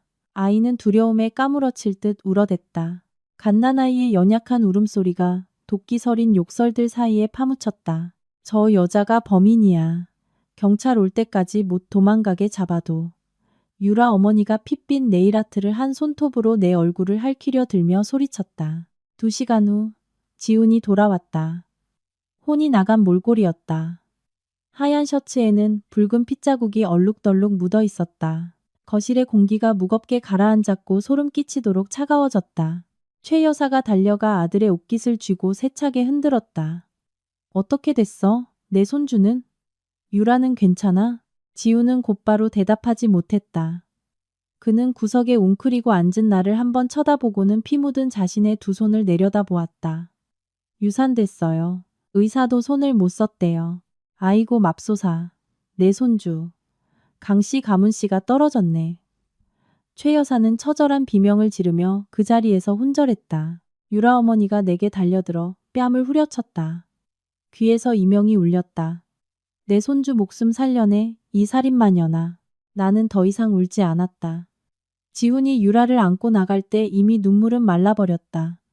나는 고개를 들어 지훈을 똑바로 쳐다보았다. 이 남자는 목석처럼 가만히 서 있었다. 내가 했다고 믿어? 내가 기이할 정도로 차분한 목소리로 물었다. 지훈은 나를 보았다. 그의 눈빛에는 지독한 고통이 서려 있었지만 동시에 비겁함도 가득했다. 그가 안주머니에서 서류 한 장을 꺼내 탁자 위에 올려놓았다. 사인해. 양육권 포기 각서랑 이 도시를 영원히 떠나겠다는 서약서야. 왜? 심장이 누군가에게 쥐어짜이는 것 같았다. 널 구하려고. 지훈이 떨리지만 애써 단호한 척 말했다. 태성그룹은 이 일을 그냥 넘어가지 않을 거야. 네가 안 떠나면 널 감방에 쳐넣을 거라고. 장인어른이 이미 수사기관에 압력을 넣었어. 네가 여기 사인하고 실수였다고 인정하고 떠나면 나머진 내가 알아서 수습할게. 나보고 아이를 너희들한테 버리고 가라고? 나는 실성한 듯 웃었다. 웃음소리가 울음소리처럼 들렸다. 나를 벼랑 끝까지 몰아넣고 이제 내 아이까지 뺏겠다고? 너 돈도 없고 집도 없잖아. 소송까지 당하면 무슨 수로 다람이를 키울 건데. 지훈이 역정을 냈다. 하지만 그의 눈시울이 붉어지는 것을 보았다. 아이는 여기 두고 가. 강씨 가문 장손이야. 내 어머니와 내가 최고로 잘 키울 거야. 잠잠해지면 다시, 다시 만나게 해주겠다고? 아니면 애한테 친엄마는 살인자라고 세뇌시킬 텐가? 나는 서류를 집어들고 그 차가운 글자들을 노려보았다. 그들의 권력은 너무나 막강했고 나는 작은 모래 아래 불과했다. 내가 고집을 부려 남아있는다 해도 나만 감옥에 가는 게 아니라 다람이마저 범죄자의 자식이라는 오명을 쓰게 될 것이다. 입술을 꽉 깨물어 피가 맺혔다. 펜을 들었다. 좋아, 사인할게. 하지만 강지훈, 똑똑히 기억해. 오늘 넌 돈과 권력으로 내 아이를 뺏었지만 언젠가 네가 내 앞에 무릎 꿇고 돌아와 달라고 빌 날이 있을 거야. 나는 서류에 거칠게 사인한 뒤 지훈의 얼굴에 던져버렸다. 그리고 다람이의 이마에 깊게 입을 맞추고 아이의 짙은 분유 냄새를 마지막으로 가슴속에 깊이 들이마셨다. 엄마가 미안해. 기다려, 내 아들. 나는 요람의 아이를 눕히고 뒤돌아 걸었다. 등 뒤에서 다람이의 찢어지는 듯한 울음소리가 엄마의 발길을 부여잡았다. 하지만 차마 뒤돌아볼 수 없었다. 단 한 번이라도 눈을 마주치면 그 자리에서 무너져 내려 이 지옥 속에서 말라 죽을 것을 알았기 때문이다. 육중한 철문이 내 뒤에서 쾅 닫히며 금속성의 마찰음을 냈다. 냉혹하게 두세 개를 단절시키는 소리였다. 나는 목적지 없이 걸었다. 서울의 밤바람이 거세게 불었고 흩날리는 진눈깨비가 뼛속까지 파고들었다. 하지만 그 추위도 내 영혼의 텅 빈 공허함에 비하면 아무것도 아니었다. 가방도 돈도 없이 그저 낡고 얇은 옷가지와 방전된 휴대전화만 쥔 채였다. 내 유일한 재산, 내 배 아파 낳은 아이는 저 재벌가의 철문 뒤에 남겨졌다. 유라가 내 아이를 가만둘까? 최 여사가 정말 손자를 사랑할까? 아니면 가문을 이을 도구로만 여길까? 한참을 걷다 다리에 힘이 풀렸다. 나는 어두컴컴한 가로등 아래 갓길에 주저앉아 얼굴을 파묻고 오열했다. 내 울음소리가 서글픈 바람소리에 섞여 흩어졌다. 아이가 미치도록 보고 싶었다. 천진난만한 눈빛, 꼬물거리는 입술, 다람이의 그 조그만 손길, 태어난 지 며칠 되지도 않아 아직 엄마 품도 제대로 못 느낀 채 계산적이고 표독스러운 자들의 손에 넘어가 버렸다. 그 시각 저택 안. 지우는 2층 창가에 서서 비틀거리며 어둠 속으로 사라지는 나의 작은 뒷모습을 지켜보고 있었다. 그의 품에는 엄마의 품과 젖을 찾으며 서럽게 우는 다람이가 안겨 있었다. 뚝해라 다람아. 아빠가 미안해. 지훈이 아이를 토닥였지만 그 역시 눈물을 흘리고 있었다. 그는 아이의 포대기에서 아직 희미하게 남아있는 엄마의 채취를 깊이 들이마셨다. 짙은 모유 냄새, 서연의 냄새, 후회와 죄책감이 밀물처럼 밀려와 그를 집어삼켰다. 대표님, 유라씨 전화입니다. 가정부가 조심스럽게 문을 두드려 폰을 건넸다. 지훈은 서둘러 눈물을 닦고 다시 냉철한 표정으로 돌아갔다. 여보세요. 지훈씨. 병원에 있는 유라의 애교 섞인 그러나 가련하게 꾸며낸 목소리가 들렸다. 나 너무 아파. 우리 아이 잃었잖아. 나 그 여자 절대 용서 못해. 그 여자 당장 내쫓았어? 지우는 품에 안긴 아들을 내려다보며 휴대전화를 쥔 손에 힘을 꽉 주었다. 상철의 증언 유라가 꾸민 허술하지만 악랄했던 자작극이 머릿속을 스쳤다. 하지만 지금 당장 그녀의 가면을 벗길 수는 없었다. 그의 회사는 도마 위에 오른 생선 신세였고 태성그룹 회장의 끄덕임 한 번이면 모든 게 무너질 판이었다. 나갔어. 지훈이 무미건조하게 대답했다. 너도 푹 쉬어. 나 보러 안 올 거야? 오늘 밤 너무 무서워. 다람이가 우네. 돌봐야 해. 어머니도 방금 의식 찾으셨어. 지훈은 뚝 전화를 끊었다. 유라의 대답은 듣지도 않았다. 그는 서연이 방금 걸어갔던 어두운 길을 창밖으로 내다보았다. 자신이 비겁하다는 걸 알았다. 자신을 가장 사랑했던 여자를 희생시켜 대표이사 자리와 이 재산을 지키려 한 것이다. 서연아 기다려 시간 좀 줘. 회사 경영권 되찾으면 꼭 데리러 갈게. 지우는 허공에 대고 다짐했다. 언제 지킬 수 있을지 스스로도 모를 약속이었다. 하지만 그는 알지 못했다. 가슴이 산산조각 난 채 떠나버린 여자의 돌아오는 길은 결코 치유될 수 없는 상처들로 이미 꽉 막혀버렸다는 것을. 다음 날 아침 지우는 비서실장에게 서연의 거처를 몰래 알아내라 지시했다. 돈을 지원해줘.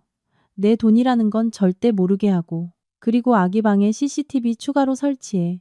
다람이 상태 24시간 실시간으로 볼 수 있게. 지우는 경계를 시작했다. 이 집은 더 이상 가정이 아니었다. 서연이 남기고 간 마지막 핏줄을 지키기 위해 그가 치러야 할 소리 없는 전쟁터였다. 한 달이 무겁게 흘렀다. 나는 한강변 허름한 시장 구석의 국밥집에서 설거지 아르바이트를 구했다. 낮에는 기름때 낀 산더미 같은 그릇에 머리를 밟고 독한 세제에 손을 담가 갈라지고 살같이 벗겨지도록 일했다. 육체의 고통으로 아이를 향한 뼈저린 그리움을 덮으려 했다. 밤에는 3평도 안 되는 냄새나고 습한 단칸방에 웅크려 잤다. 길을 가다 갓난아이를 안고 있는 엄마를 볼 때면 심장이 칼에 베인 듯 찢어지게 아팠다. 내 다람이는 잘 지낼까? 배불리 먹고 푹 자고 있을까? 자장가는 누가 불러줄까? 그 사이 한남동 저택의 삶도 겉으로 보이는 화려함과는 달리 평온하지 않았다. 퇴원한 유라는 유산으로 몸을 조리한다는 핑계로 하루 종일 거실 소파에 늘어져 TV를 보고 폰을 만지작거리며 온라인 쇼핑만 해댔다. 명품 쇼핑백이 방에 산더미처럼 쌓여갔지만 다람이에게는 눈길 한번 주지 않았다. 유라 아가씨, 도련님이 자꾸 우시네요. 배에 가스가 찬 것 같은데 한 번만 봐주시겠어요? 제가 지금 죽을 끓이고 있어서요. 새로운 유모가 안절부절 못하며 부탁했다. 유라는 미간을 찌푸리며 스마트폰을 소파에 던졌다. 짜증 가득한 목소리였다. 왜 이렇게 징징대? 귀청 떨어지겠네. 유모 아주머니는 폼으로 고용된 줄 알아요? 무슨 일만 있으면 날 불러. 나 지금 몸도 아픈데 남의 새끼 수발까지 들어야겠어? 그녀는 마지못해 요람으로 다가갔다. 주위에 아무도 없고 최 여사는 불당에서 기도 중인 것을 확인한 유라의 본색이 드러났다. 다람이가 서연과 지훈을 빼닮은 것은 그녀의 눈엣가시였고 자신이 지훈의 마음을 온전히 차지하지 못했다는 살아있는 증거였다. 닥쳐. 그만 좀 쳐울어. 네 애미도 쓰레기더니 너도 재수없는 새끼야. 유라가 이를 갈며 아이의 연한 허벅지 안쪽을 세게 꼬집었다. 으앙. 다람이가 고통에 자지러지며 얼굴이 새파랗게 질렸다. 악을 써봐라 콱 죽어버리게. 유라가 한 번 더 꼬집으려던 찰나 복도에서 발소리가 들렸다. 그녀는 재빨리 손을 거두고 번개처럼 표정을 바꿔 달콤한 목소리로 위장했다. 어구 불쌍해라. 우리 다람이 착하지. 엄마가 보고 싶어서 그래? 불쌍한 우리 아기. 유모가 들어와 유라가 아이를 토닥이는 것을 보고 머쓱해했다. 감사합니다. 유라 아가씨. 오늘따라 도련님이 칭얼대시네요. 아유 괜찮아요 아주머니. 전 제 친자식처럼 사랑하는걸요. 전 머리 좀 아파서 쉬러 갈 테니 아주머니가 안아주세요. 유라는 뒤돌아 걸으며 차갑게 비웃었다. 그녀는 몰랐다. 장식장 구석에 초소형 카메라 렌즈가 반짝거리며 이 모든 만행을 조용히 녹화하고 있다는 사실을 최 여사도 요즘 낌새가 이상하다고 느끼기 시작했다. 유라는 유산으로 하혈을 많이 했다면서도 혈색이 항상 돌았고 밥도 머슴처럼 잘 먹었다. 게다가 하루 종일 누군가와 몰래 전화를 주고받으며 낄낄거렸다. 어느 날 점심 유라의 방 앞을 지나던 최 여사는 그녀가 폰에 대고 킥킥거리는 소리를 들었다. 걱정 마 자기야. 그 늙은이는 내가 유산했다고 철석같이 믿고 있어. 난 지금 우울증 걸린 피해자 연기 중이잖아. 지훈이 그 병신은 미안해서 나한테 쩔쩔매고 돈 쓸 일은 걱정도 없어. 돈 좀 더 빼돌리면 뜰 거니까 걱정 마. 내가 미쳤다고 그딴 피덩이 새끼개모 노릇을 해. 최 여사는 문 밖에서 얼어붙었다. 손에 든 제비집 수프 그릇이 덜덜 떨리며 달그락 소리를 냈다. 귀를 의심했다. 모든 게 다 연극이었다니. 집안격에 맞아 굽실거리며 모셔온 며느리가 사실은 내 집안 재산을 갉아먹으려는 구미호였다니. 너 방금 뭐라고 했어? 누구랑 쑥떡대는 거야? 최 여사는 활활 타오르는 분노를 억누르지 못하고 방문을 걷어차고 들어갔다. 들고 있던 수프 그릇을 바닥에 내동댕이 쳤다. 쨍그랑 뜨거운 수프가 맨발로 서 있던 유라의 다리에 튀었다. 유라는 깜짝 놀라 서둘러 통화를 끊으며 사색이 되었다. 그녀가 더듬거렸다. 어머니 언제 오셨어요? 친구랑 통화 중이었는데. 친구한테 우리 아들을 늙은 병신이라고 불러? 내 집안 돈 빼돌릴 궁리를 해? 내년이 감히 날 속여? 최 여사가 달려들어 유라의 머리채를 뒤로 확 젖혔다. 머리 검은 짐승 거두는 게 아니라더니. 임신도 가짜였지, 이년아. 넌 날 속이고 우리 강씨 가문 전체를 기만했어. 아픔을 느끼고 정체가 탄로 나자 유라도 더 이상 연기하지 않았다. 그녀는 거칠게 발버둥치며 최 여사를 세게 밀쳤다. 나이 들고 쇠약해진 최 여사는 불의의 일격에 밀려 침대 모서리로 고꾸라졌고 머리를 나무 기둥에 퍽 하고 세게 부딪혔다. 이 미친 노인네가 남의 전화를 엿들어? 유라가 일어나 헝클어진 머리를 정리하며 살깃띤 오만한 눈빛으로 쏘아보았다. 맞아. 나 임신한 적 없어. 어머니 잘난 그 무능한 아들놈 사랑하지도 않고 우리 아빠가 자금 세탁하려고 이 결혼 밀어붙이지 않았다면 나야말로 이런 구질구질한 집구석에 발도 안 들였어. 최 여사는 머리를 부여잡았다. 상처에서 피가 배어 나오기 시작했다. 한때 하늘 무서운 줄 모르고 치켜 세웠던 며느리가 이제 악기로 변해 있었다. 이 천하의 몹쓸 년. 내가 지훈이 불러서 널 당장 쫓아낼 거다. 최 여사가 탁자 위에 전화기를 잡으려 했지만 유라가 더 빨랐다. 그녀는 전화기를 멀리 차버렸다. 불러봐. 어머니의 그 멍청한 아들놈이. 어머니 말을 믿을지 내 말을 믿을지. 우리 아빠가 그 회사 목줄 쥐고 있어. 헛소리 한 번만 뻥긋해봐. 당장 투자금 다 빼서 어머니 식구들 다 서울역 길바닥에 나앉게 만들 테니까. 최 여사는 우라가 치밀어 가슴이 옥죄어 왔다. 혈압이 급상승하며 숨을 헐떡였고 눈이 뒤집히며 왼쪽 가슴을 부여잡았다. 입으로는 쉰소리만 나올 뿐 말이 튀어나오지 않았다. 몸이 경련을 일으키더니 차가운 바닥에 그대로 쓰러져 의식을 잃었다. 유라는 미동도 없는 최 여사를 보며 잠시 당황했지만 곧 악독함이 양심을 삼켜버렸다. 그녀는 119를 부르지 않았다. 태연하게 최 여사를 타 넘어 명품 백을 챙기고 향수를 뿌린 뒤 문을 나섰다. 입산 노인네 꼴 좋네. 거기 누워서 회개나 해. 난 스트레스나 풀러 가야겠다. 유라는 피 흘리는 최 여사를 방치한 채 나가버렸다. 다행히 장을 보고 돌아온 유모가 2층을 치우러 올라갔다가 최 여사를 발견했다. 유모는 비명을 지르며 119에 신고하고 지훈에게 전화를 걸었다. 회의 중이던 지훈은 어머니가 위독하다는 소식에 손발이 굳었다. 병원으로 달려갔을 때 최 여사는 고비를 넘겼지만 반신마비가 오고 입이 돌아가 말을 제대로 하지 못하는 상태였다. 최 여사는 지훈을 보자 눈물을 흘리며 입술을 달싹거렸다. 떨리는 손으로 문 쪽을 가리키며 띄엄띄엄 신소리를 뱉었다. 서연이, 억울해. 유라, 독사. 지훈은 어머니의 손을 꽉 잡았다. 가슴이 찢어지는 듯했다. 어느 정도 상황을 짐작한 그는 저택으로 돌아와 서재로 돌진했다. 비밀리에 설치한 감시 카메라 시스템을 열었다. 유라 몰래 그녀의 방에도 설치해둔 카메라였다.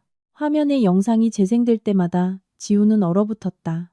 유라가 다람이를 꼬집어 새파랗게 질리게 한 장면, 그녀가 어머니를 밀치는 장면, 쓰러진 어머니를 보고 조소하며 나가는 장면. 으아! 지훈이 포효하며 모니터를 주먹으로 내리쳤다.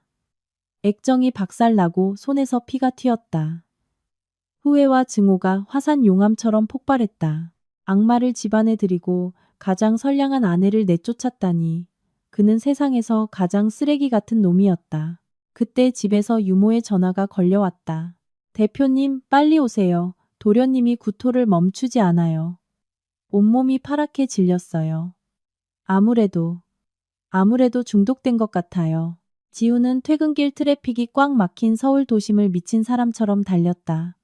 경적 소리를 무시하고 신호를 위반하며 고개 운전을 했다. 머릿속엔 새파랗게 질린 다람이와 서연이 떠나던 날 눈물 범벅이던 얼굴뿐이었다. 집에 도착하자 유모가 다람이를 안고 오열하고 있었다. 아이는 숨을 헐떡이며 입가에 하얀 거품을 물고 있었다. 탁자 위에는 유라가 조카 먹일 최고급 수입 분유라며 어제 사온 분유통이 있었다. 지훈이 분유 냄새를 맡자 코를 찌르는 강한 화학약품 냄새가 났다. 등골이 오싹했다. 유라는 단순한 학대를 넘어 아이를 죽이려 한 것이다. 당장 병원으로. 지훈은 아이를 낚아채듯 안고 차에 올라타 소아응급실로 내달렸다. 의사들이 다람이의 위세척을 하며 응급처치를 하는 동안 지훈은 복도벽에 기대 앉아 바닥으로 주르륵 미끄러졌다. 극도의 피로와 고독, 그리고 죄책감이 그를 짓눌렀다. 아들은 생사를 오가고 있고 어머니는 반신불수가 되어 누워있다. 그리고 이 멍청하고 한심한 남자는 자신의 어리석음에 대한 대가를 뼈저리게 치르고 있었다. 서연이 필요했다. 지금 이 순간 그 누구보다 그녀가 필요했다. 오직 그녀만이 자신의 영혼을 구원하고 아들에게 생명을 불어넣어 줄 수 있을 것 같았다. 지훈은 비서에게 전화했다. 찾았어? 주소 당장 보내. 15분 뒤 지훈은 한강변 낡은 시장 골목에 도착했다. 칼바람에 진눈깨비가 흩날리고 있었다. 냄새나고 질척이는 좌판들을 지나 허름한 국밥집 앞에 섰다. 국밥집 구석 산더미처럼 쌓인 그릇들 옆에서 얇고 낡은 옷을 입은 깡마른 여자가 허리를 굽힌 채 설거지를 하고 있었다. 한때 하얗고 보드라웠던 그녀의 두 손은 찬물과 세제에 담가져 붉게 부어오르고 살같이 벗겨져 있었다. 대충 묶어올린 헝클어진 머리, 헬쑥하고 창백한 얼굴, 서연이었다. 지훈은 그 자리에 못 박힌 듯 섰다. 심장이 쥐어짜이는 듯했다. 평생 지켜주겠다고 맹세했던 자신의 아내가 하루 벌어 하루 먹고 살기 위해 가장 밑바닥 일을 하고 있었다. 서연아. 지훈이 빗소리에 묻힌 쉰 목소리로 불렀다. 설거지하던 나는 익숙한 부름에 깜짝 놀라 쥐고 있던 그릇을 물통에 빠뜨렸다. 뒤를 돌아보니 비에 흠뻑 젖은 고급 정장 차림의 지훈이 붉어진 눈으로 나를 뚫어지게 보고 있었다. 나는 황급히 고개를 숙이고 도망치려 했다. 이 비참한 꼴을 그에게 보여주고 싶지 않았다. 가지마. 지훈이 달려와 나를 뒤에서 와락 껴안았다. 내 더러운 작업복 기름때가 그의 비싼 정장을 망치는 것은 아랑곳하지 않은 채 나를 꽉 품에 안았다. 나 여기 웬일이야? 나 비웃으러 왔어? 나는 발버둥치며 눈물을 터뜨렸다. 미안해. 내가 틀렸어, 서연아. 내가 쓰레기 개자식이야. 때리고 욕해도 좋으니까 제발 숨지 마. 지훈이 울음을 터뜨렸다. 뜨거운 눈물이 내 어깨로 떨어져 얇은 옷을 적셨다. 이거 놔. 내 아이는 어딨어? 당신이 잘 돌보겠다고 약속했잖아. 근데 당신이 왜 여기 있어? 나는 뒤돌아 그의 멱살을 틀어쥐고 소리쳤다. 지우는 낯선 사람들의 호기심 어린 시선이 쏟아지는 시장 국밥집 한가운데서 무릎을 꿇었다. 더러운 흙바닥이었다. 다람이가 응급실에 있어. 중독됐대. 유라, 그 여자가 아이를 해쳤어. 뭐라고? 귀에서 이명이 울렸다. 하늘이 무너지는 것 같았다. 다리에 힘이 풀려 주저앉을 뻔했다. 다람이가 널 찾아. 나도 네가 필요해. 서연아, 제발 돌아와서 우리 아이 좀 살려줘. 지우는 갈라진 내 손을 잡고 흙바닥에 머리를 찌으며 애원했다. 내 발밑에 무릎 꿇은 남자를 내려다보며 마음속에 원하는 순식간에 증발하고 오직 엄마로서의 극심한 고통만이 남았다. 내 아이가 생사를 오가고 있는데 복수나 자존심을 따질 겨를이 없었다. 일어나. 당장 아이한테 데려가. 나는 즉각 소리치며 지훈을 끌어당겼다. 두 남녀를 태운 차가 빗속을 뚫고 질주했다. 천사 같은 아들의 생명을 사신에게서 빼앗아오기 위해 사투를 벌이러 가는 길이었다. 그리고 나는 이 밤이 모든 은원을 끝내고 폭풍우 속에서도 한 줄기 희망을 비출 운명의 밤이 될 것임을 직감했다. 독한 소독약 냄새가 콧속을 자극하고 한밤중 병원 복도에 서늘함이 더해져 온몸이 사시나무처럼 떨렸다. 나는 차가운 스테인리스 의자에 몸을 웅크리고 앉았다. 손가락 마디가 하얗게 질려 감각이 없어질 정도로 두 손을 꽉 쥐고 있었다. 내 시선은 굳게 닫힌 응급실 문에 못 박혀 있었다. 그 위에 켜진 붉은 수술등은 마치 악마의 눈처럼 엄마의 한없는 공포와 인내심을 조롱하는 듯했다. 내 옆에는 지훈이 비에 젖은 헝클어진 머리를 감싸쥔 채 고개를 숙이고 있었다. 고급 정장은 구겨지고 지늘기 묻어 마치 세파에 얻어맞은 노숙자처럼 처참해 보였다. 오만했던 대표이사의 모습은 온데간데 없었다. 지금 그는 자식의 생사 갈림길 앞에서 두려움에 떠는 가련한 아버지일 뿐이었다. 달칵 응급실 문이 열리고 나이든 의사 선생님이 마스크를 내리며 피곤함이 역력한 굳은 표정으로 걸어 나왔다. 나와 지우는 불나방처럼 동시에 튀어나갔다. 선생님, 우리 아기, 우리 다람이 어떻게 됐나요? 내 목소리는 갈라지고 목구멍은 불타는 듯 건조했다. 의사는 우리를 보며 무거운 한숨을 쉬었다. 아기가 급성 약물 중독으로 호흡 부전과 혈액 응고 장애가 왔습니다. 위세척은 끝냈지만 독소가 이미 혈액으로 꽤 퍼졌어요. 피를 걸러내기 위해 당장 긴급 수혈이 필요한데 아기 혈액형이 희귀한 RH 혈액형이라 병원의 재고가 부족합니다. 제 피를 뽑으세요. 제가 엄마예요. 나는 소매를 걷어붙여 찬물 설거지로 쩍쩍 갈라진 마른 팔을 의사에게 내밀었다. 얼마든지 뽑으세요. 내 아이만 살릴 수 있다면요. 저도요. 제가 아빠입니다. 지훈도 절박한 눈빛으로 끼어들었다. 좋습니다. 두 분 빨리 간호사 따라가서 교차 반응 검사부터 하세요. 서두르세요. 시간이 없습니다.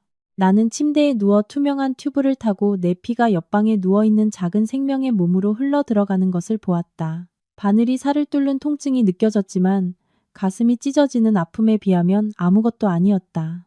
이 피 한 방울 한 방울은 생명이자 희망이자 나와 아이를 잇는 숭고한 연결고리였다. 나는 눈을 감고 속으로 하늘에 기도했다. 할 수만 있다면 이 모든 고통을 제가 대신 받게 해주세요. 지우는 옆 침대에 누워 역시 수혈을 하고 있었다. 그는 고개를 돌려 나를 보았다. 그의 눈빛은 후회와 애처로움으로 무겁게 가라앉아 있었다. 무언가 말하려 입술을 달싹였지만 이내 멈췄다. 지금 어떤 사과를 해도 공허하고 무의미하다는 걸 아는 듯했다. 그때 복도 쪽에서 시끄러운 소리가 들려왔다. 이거나 당신들 나 붙잡을 권리 없어. 내가 누군지 알아?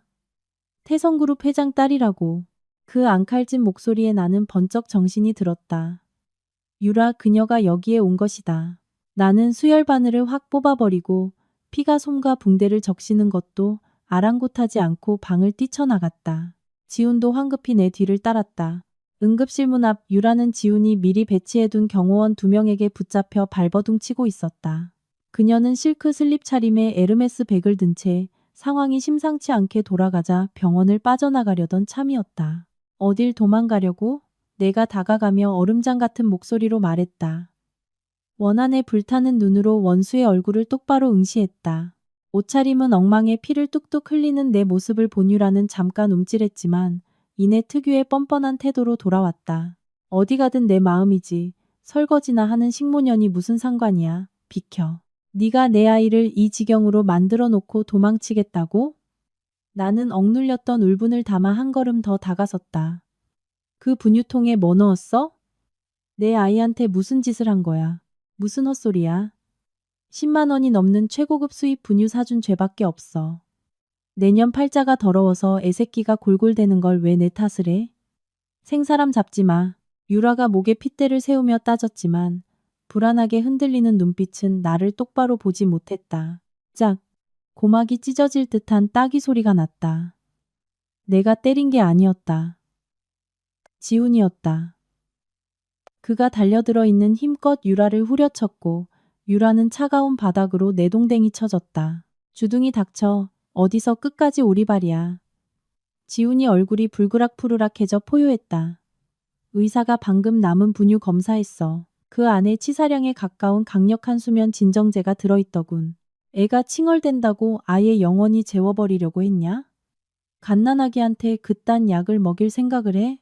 유라는 뺨을 감싸쥐고 경악한 얼굴로 지훈을 올려다보았다. 모든 것이 탈로 났음을 깨달았다.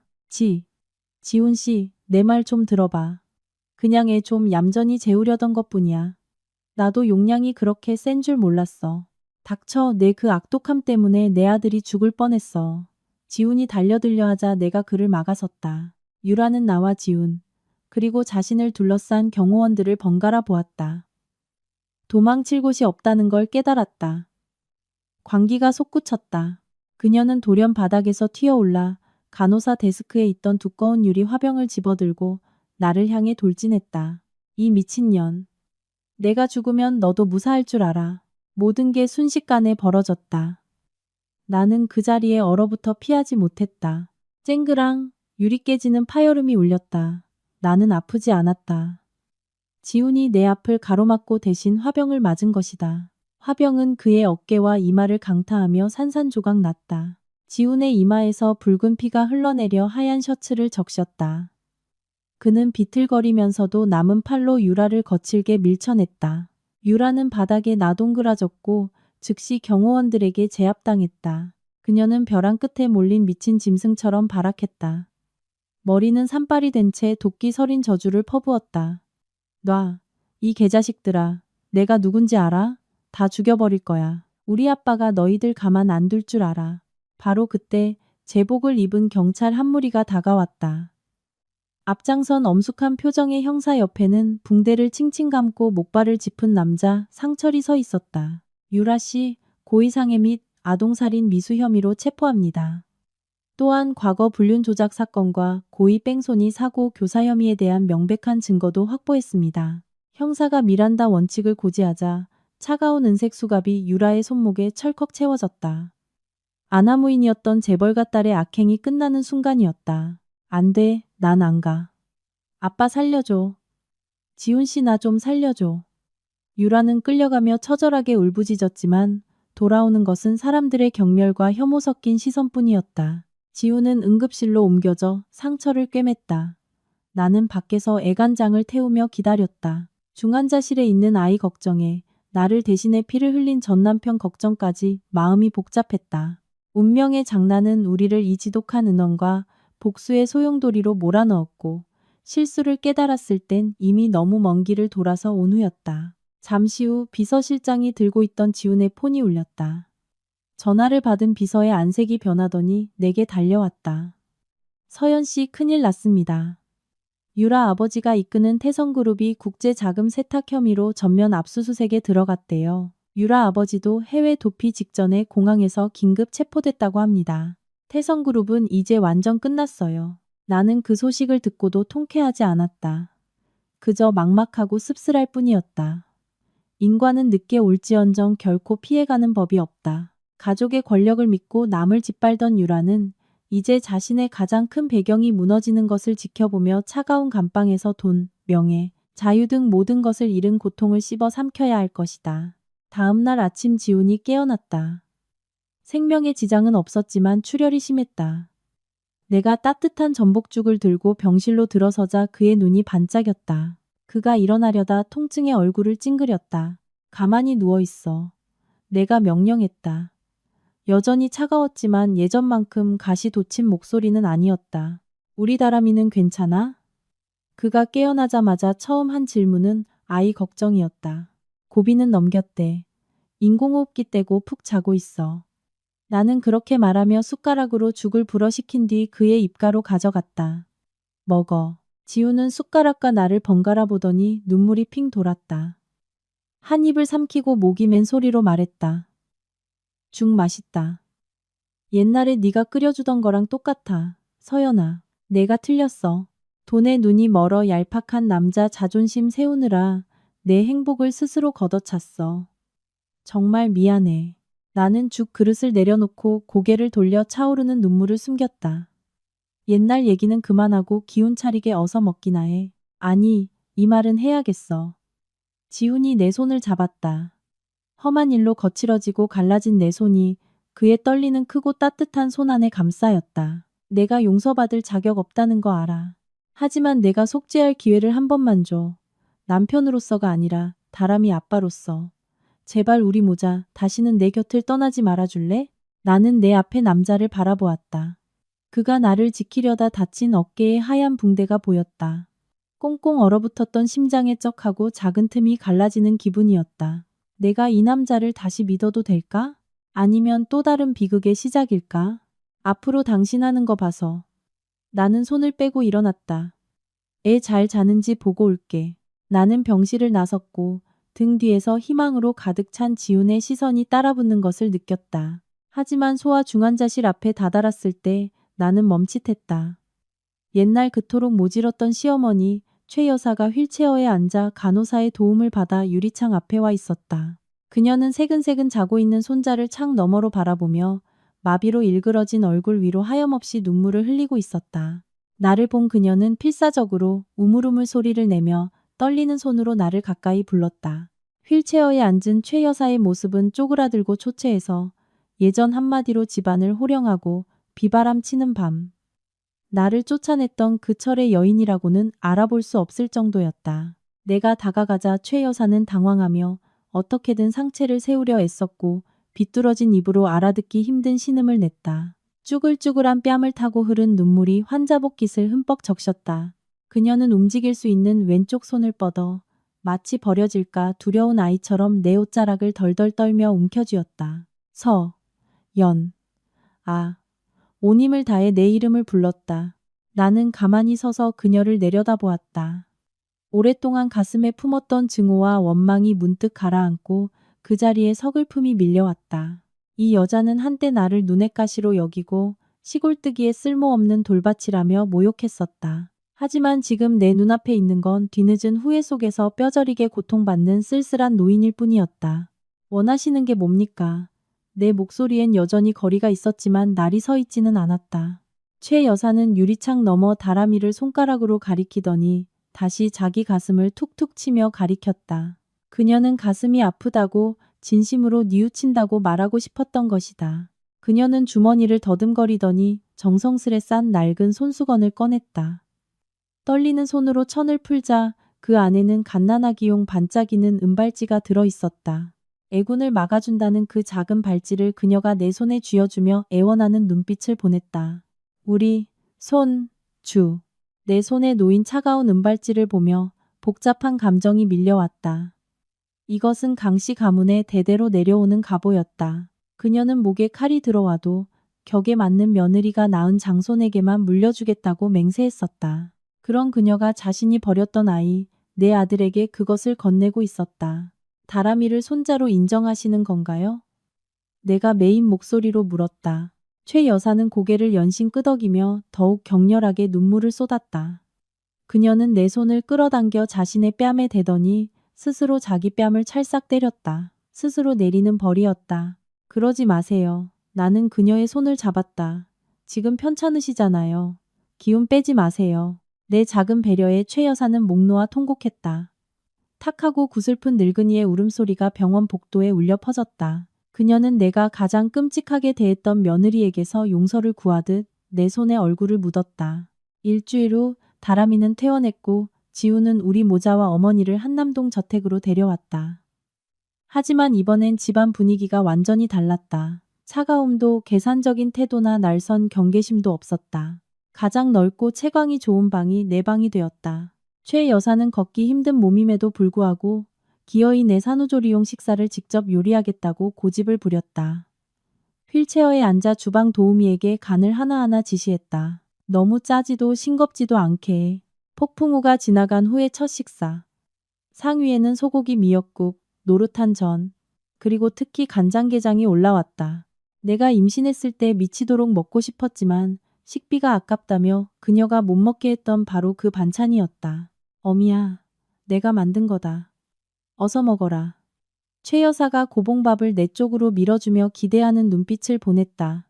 나는 밥그릇을 들고 첫 숟갈을 입에 넣었다. 쌀밥의 단맛, 간장게장의 감칠맛, 그리고 눈물의 짭조름한 맛이 입안에서 섞였다. 나는 지난 몇 달간의 굶주림과 서름을 보상받기라도 하듯 허겁지겁 밥을 먹었다. 맛 있니? 발음 교정 치료 덕에 한결 나아진 목소리로 최 여사가 물었다. 네, 정말 맛있어요, 어머니. 나는 기어 들어가는 목소리로 답했다. 몇 년 만에 처음으로 진심을 담아 어머니라 불렀다. 최 여사는 일그러졌지만 세상 가장 행복한 미소를 지었다. 그녀는 눈물을 훔치며 중얼거렸다. 다행이다. 다행이야. 어미야, 미안하다. 내가 다 잘못했다. 옆에 앉은 지우는 다람이를 아는 채 자기 인생에서 가장 중요한 두 여자가 화해하는 모습을 보며 눈시울을 붉혔다. 가장 맛있는 살점을 발라 밥 위에 올려주며 부드럽게 말했다. 많이 먹고 기운내. 앞으론 단 하루도 고생 안 시킬 테니까. 나는 지훈을, 최 여사를, 그리고 아빠 품에서 새근새근 자고 있는 다람이를 번갈아 보았다. 평온함이 가슴속으로 스며들었다. 거센 비바람은 물러가고 따스한 가족의 햇살이 비치기 시작했다. 하지만 마음속 상처가 완전히 아물 수 있을까? 내가 완전히 과거를 잊고 새 출발할 수 있을까? 그날 밤 다람이를 재우고 있을 때 지훈이 노크하고 들어왔다. 불을 켜지 않은 채 문틀에 기대어 희미한 달빛 아래 있는 나를 바라보았다. 서연아, 그가 작게 불렀다. 오늘 밤 여기서 같이 자도 될까? 바닥에서 자도 좋아.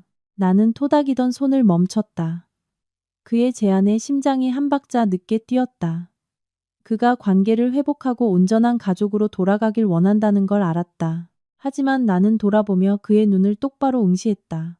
지훈 씨, 내가 당신을 용서했다는 게 다 잊었다는 뜻은 아니야. 신뢰는 깨진 그릇 같아서 다시 붙여도 금은 남아있기 마련이잖아. 내 말 무슨 뜻인지 알지? 지훈은 침묵했다. 어둠이 그의 표정을 가렸지만 무거운 한숨 소리가 들렸다. 알아. 그의 목소리가 우울하게 가라앉았다. 기다릴게. 네가 다시 마음의 문을 열 준비가 될 때까지. 1년이든 10년이든 평생이든 널 기다릴 거야. 그는 돌아서서 조용히 방을 나가 문을 닫았다. 굳게 닫힌 문을 보며 마음속에 애잔한 슬픔이 차올랐다.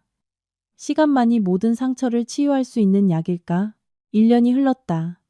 한남동 저택은 이제 아이의 웃음소리와 화사한 꽃향기로 가득했다. 지우는 정원사를 불러 정원을 다 갈아엎고 내가 가장 좋아하는 해바라기를 심었다. 매일 아침 창문을 열면 태양을 향해 당당히 고개를 든 샛노란 해바라기가 나를 반겼다. 씩씩하고 행복하게 살라는 다짐 같았다. 지훈도 완전히 변했다. 그는 더 이상 일만 아는 오만한 대표이사가 아니었다. 아랫사람들에게 권한을 위임하고 일찍 퇴근해 가족과 시간을 보냈다. 앞치마를 두르고 우유병을 쥔 채 어설프게 기저귀를 갈거나 인내심 있게 다람이에게 이유식을 떠먹이는 모습이 이젠 익숙해졌다.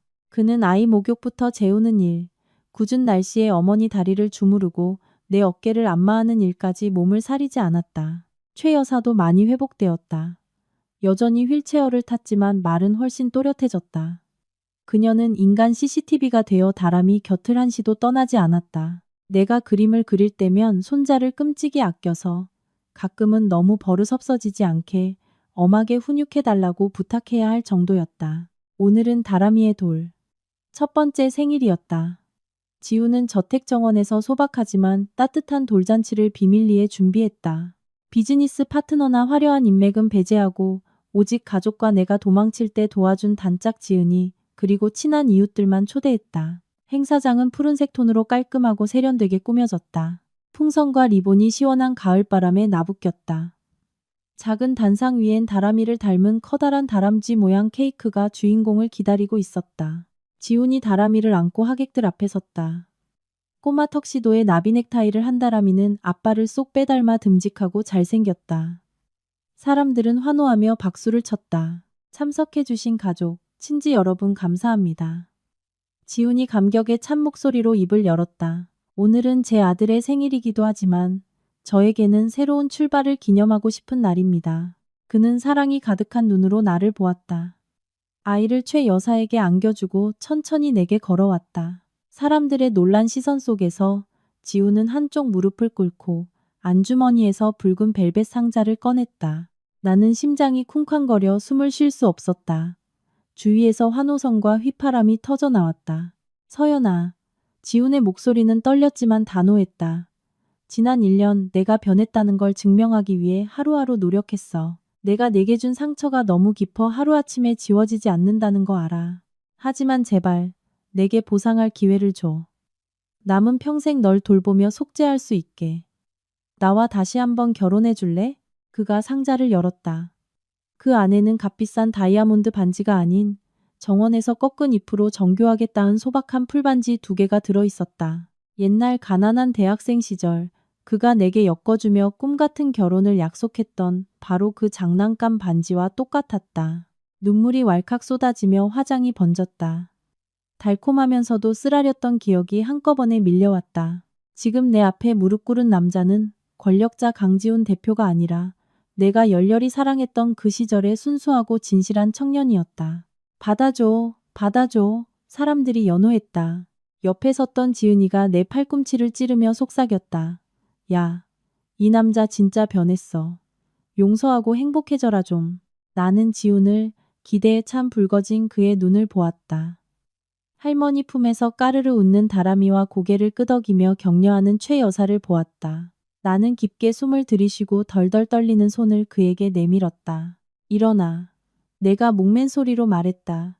지훈이 멈칫하며 실망한 기색을 보였다. 나 거절하는 거야? 아니. 나는 지난 몇 년 중 가장 환한 미소를 지었다. 일어나서 반지 끼워달라고. 계속 무릎 꿇고 있으면 아프잖아. 지훈은 환희에 차벌떡 일어났다. 내 4번째 손가락에 풀반지를 끼워주고는 나를 덥석 안아번쩍 들어올렸다.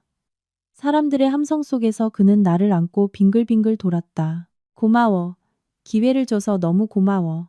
나는 그의 목을 감싸 안고 그의 어깨에 얼굴을 파묻었다. 듬직하고 넓은 가슴에서 전해지는 온기를 느꼈다. 마침내 그토록 길었던 폭풍우를 지나 내 배는 평온한 안식처를 찾았다. 하지만 기쁨이 절정에 달한 순간 저택 대문 쪽에서 소름 끼치는 소음이 들려왔다. 머리가 산발이 되고 넝마 같은 옷을 입은 여자가 미친 듯이 뛰어 들어오고 있었다. 강지훈, 넌 내 거야. 너희들 절대 행복하게 안 둬. 유라였다. 보호감찰시설에서 탈출한 그녀가 광기에 휩싸여 이곳까지 찾아온 것이다. 하객들이 기겁하며 비명을 질렀다. 유라는 끔찍한 속도로 나와 지훈을 향해 돌진했다. 단상에서 나를 밀어 떨어뜨리려 2 팔을 뻗고 달려들었다. 지훈이 급히 몸을 돌려 나를 감싸려 했다. 하지만 지훈보다 더 빠른 것이 있었다. 휠체어에 앉아있던 인형이 쏜살같이 앞으로 튀어나갔다. 최 여사가 젖먹던 힘까지 쥐어짜 휠체어 바퀴를 밀어 유라의 돌진 경로를 가로막은 것이다. 쾅! 엄청난 충돌음과 함께 휠체어가 옆으로 고꾸라졌다. 최 여사는 휠체어에서 튕겨나가 차가운 대리석 바닥에 머리를 강하게 부딪혔다. 나와 지훈은 동시에 찢어지는 비명을 질렀다. 어머니, 유라도 휠체어에 걸려 넘어지며 바닥에 처박혔다. 쓰러진 최 여사 머리에서 피가 흘러나와 대리석 바닥을 붉게 적셨다. 돌잔치 행사장은 한순간에 죽음 같은 정막에 휩싸였다. 유라는 기어 일어나 피 흘리는 최 여사를 보더니 넋이 나간 듯 광기 어린 웃음을 터뜨렸다. 비극적인 웃음소리가 허공을 맴돌았다. 행복이 피어나려던 돌잔치가 순식간에 피비린내 나는 비극으로 변해버렸다. 과연 최 여사는 무사할 수 있을까? 이제 막 삭튼 우리의 행복이 과거의 망령에 의해 이대로 짓밟히고 마는 것일까? 구급차의 사이렌 소리가 저택의 평화를 찢어발겼다. 최 여사는 위독한 상태로 실려갔다. 유라가 쥐고 있던 녹슨 흉기가 치명상을 입히진 않았지만 뇌졸중을 겪어 쇠약해질 대로 쇠약해진 노인에게 그 강한 충돌과 부상은 남은 생명력을 모두 앗아가기에 충분했다. 병원 복도, 나와 지우는 말문을 잃은 채 넋을 놓고 앉아 있었다. 화려했던 돌잔치 옷은 참담함으로 물들어 있었다. 유라는 즉각 출동한 경찰에 의해 현행범으로 체포되었다. 이번엔 폐쇄병동의 독방에 영구 수용될 것이다. 평생을 어둠과 광기 속에서 생을 마감하는 것. 그것이 인간의 탐욕과 잔인함이 불러온 마땅한 대가였다. 수술실 문이 열리고 의사가 나와 가볍게 고개를 가로저었다. 최선을 다했습니다만 연세가 많으시고 충격이 너무 컸습니다. 임종을 준비하셔야 할 것 같습니다. 다리에 힘이 풀렸다. 지훈이 나를 부축했다. 우리는 서로에게 의지한 채 무거운 발걸음으로 병실에 들어섰다. 최 여사는 얕은 숨을 헐떡이며 누워 있었다. 창백한 얼굴이었지만 기이하게도 평온함이 감돌았다. 어머니. 지훈이 침대 곁에 무릎을 꿇고 차가워져가는 어머니의 손을 쥐었다. 최 여사는 천천히 눈을 떴다. 그녀의 시선이 지훈을 지나 내게 머물렀다. 떨리는 입술로 바람결처럼 희미한 목소리를 냈다. 연아, 이리 온. 나는 다가가 그녀 옆에 무릎 꿇고 하염없이 눈물을 흘렸다. 어머니, 저 여기 있어요. 최 여사는 사랑과 회한이 가득한 눈으로 나를 바라보았다. 떨리는 손을 들어 내 뺨에 흐르는 눈물을 닦아주려 애썼다. 미안하다. 내가 너한테 빚이 많아. 평생 체면과 돈만 쫓았는데 결국 세상에서 제일 귀한 건 가족이더라. 내가 그걸 너무 늦게 알았어. 그런 말씀 마세요. 다 용서했어요. 건강해지셔서 다람이 커가는 거 보셔야죠. 내가 흐느꼈다. 최 여사는 희미하게 미소 지으며 고개를 저었다. 난 피곤하구나. 내 시아버지 만나러 가야겠다. 두 사람, 내 목까지 행복하게 살아라. 우리 손자 훌륭하게 키워주고. 그녀는 마지막으로 지훈에게 고개를 돌렸다. 지훈아, 다시는 내 처자식 눈에 눈물 나게 하지 마라. 하늘에서도 지켜볼 거야. 약속해. 약속할게요, 어머니. 지훈이 어머니의 손에 얼굴을 파묻고 오열했다. 최 여사는 편안하고 만족스러운 미소를 지었다. 천천히 두 눈을 감았고 내 손을 잡고 있던 그녀의 손에서 힘이 스르르 빠져나갔다. 심박동기에서 삐 하는 길고 끝없는 신호음이 울리며 한 사람의 생애가 막을 내렸음을 알렸다. 어머니는 떠났다. 하지만 이번에는 평안하게 눈을 감았다. 생애 마지막 남은 한 줌의 불꽃을 태워 그릇된 과거를 속죄하고 자식들의 행복을 지켜냈기 때문이다. 그녀가 막아선 그 돌지는 내 안에 마지막 남은 앙금마저 씻어내렸고 뒤늦게나마 돌이킬 줄 알았던 시어머니에 대한 무한한 존경과 애도만을 남겼다. 3년 뒤 서울에 다시 가을이 찾아왔다. 거리 곳곳에 향긋한 금목서와 낙엽 내음이 짙게 배어났다. 서울 추모공원. 나와 지훈, 그리고 어느덧 4살이 되어 똘망똘망하고 씩씩한 꼬마로 자란 다람이가 최 여사의 묘비 앞에 섰다. 묘역은 깔끔하게 정돈되어 있었고 그녀가 가장 좋아하던 노란 국화꽃이 흐드러지게 펴 있었다. 할머니, 다람이 왔어요. 저 오늘 유치원에서 착한 어린이 상장 받았어요. 다람이가 제잘거리며 비석 앞에 꽃다발을 놓고 아주 어른스럽게 두 손을 모아 절을 했다. 영정 사진 속 온화하게 웃고 있는 어머니를 보며 나는 코끝이 찡해졌다. 어머니, 편히 쉬고 계시죠? 저희 아주 행복하게 잘 살고 있어요. 지훈 씨 회사도 위기를 잘 넘기고 탄탄하게 컸고요. 저도 꿈꾸던 작은 베이커리 카페를 열었어요. 그리고 무엇보다 중요한 건 어머니, 우리 집에 곧 새 식구가 한 명 더 생겨요. 나는 하루가 다르게 조금씩 불러오는 배를 다정하게 쓰다듬었다.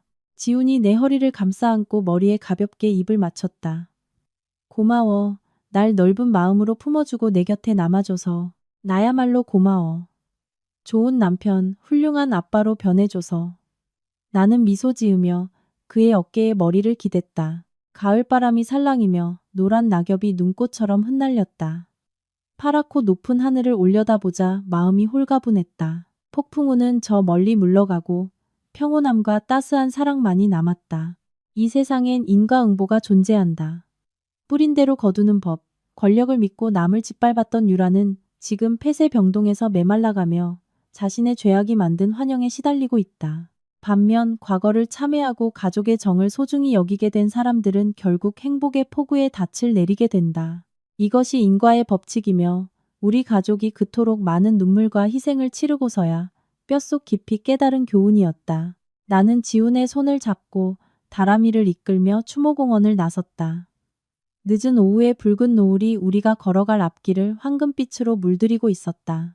이제 우리가 걸어갈 길은 따사로운 햇살을 머금은 꽃길뿐일 것이다. 끝까지 이 긴 이야기를 들어주신 여러분께 감사드립니다. 만약 이 이야기가 여러분의 마음에 작은 울림을 주었다면 좋아요와 공유 부탁드리며 채널 구독과 알림 설정도 잊지 말아주세요.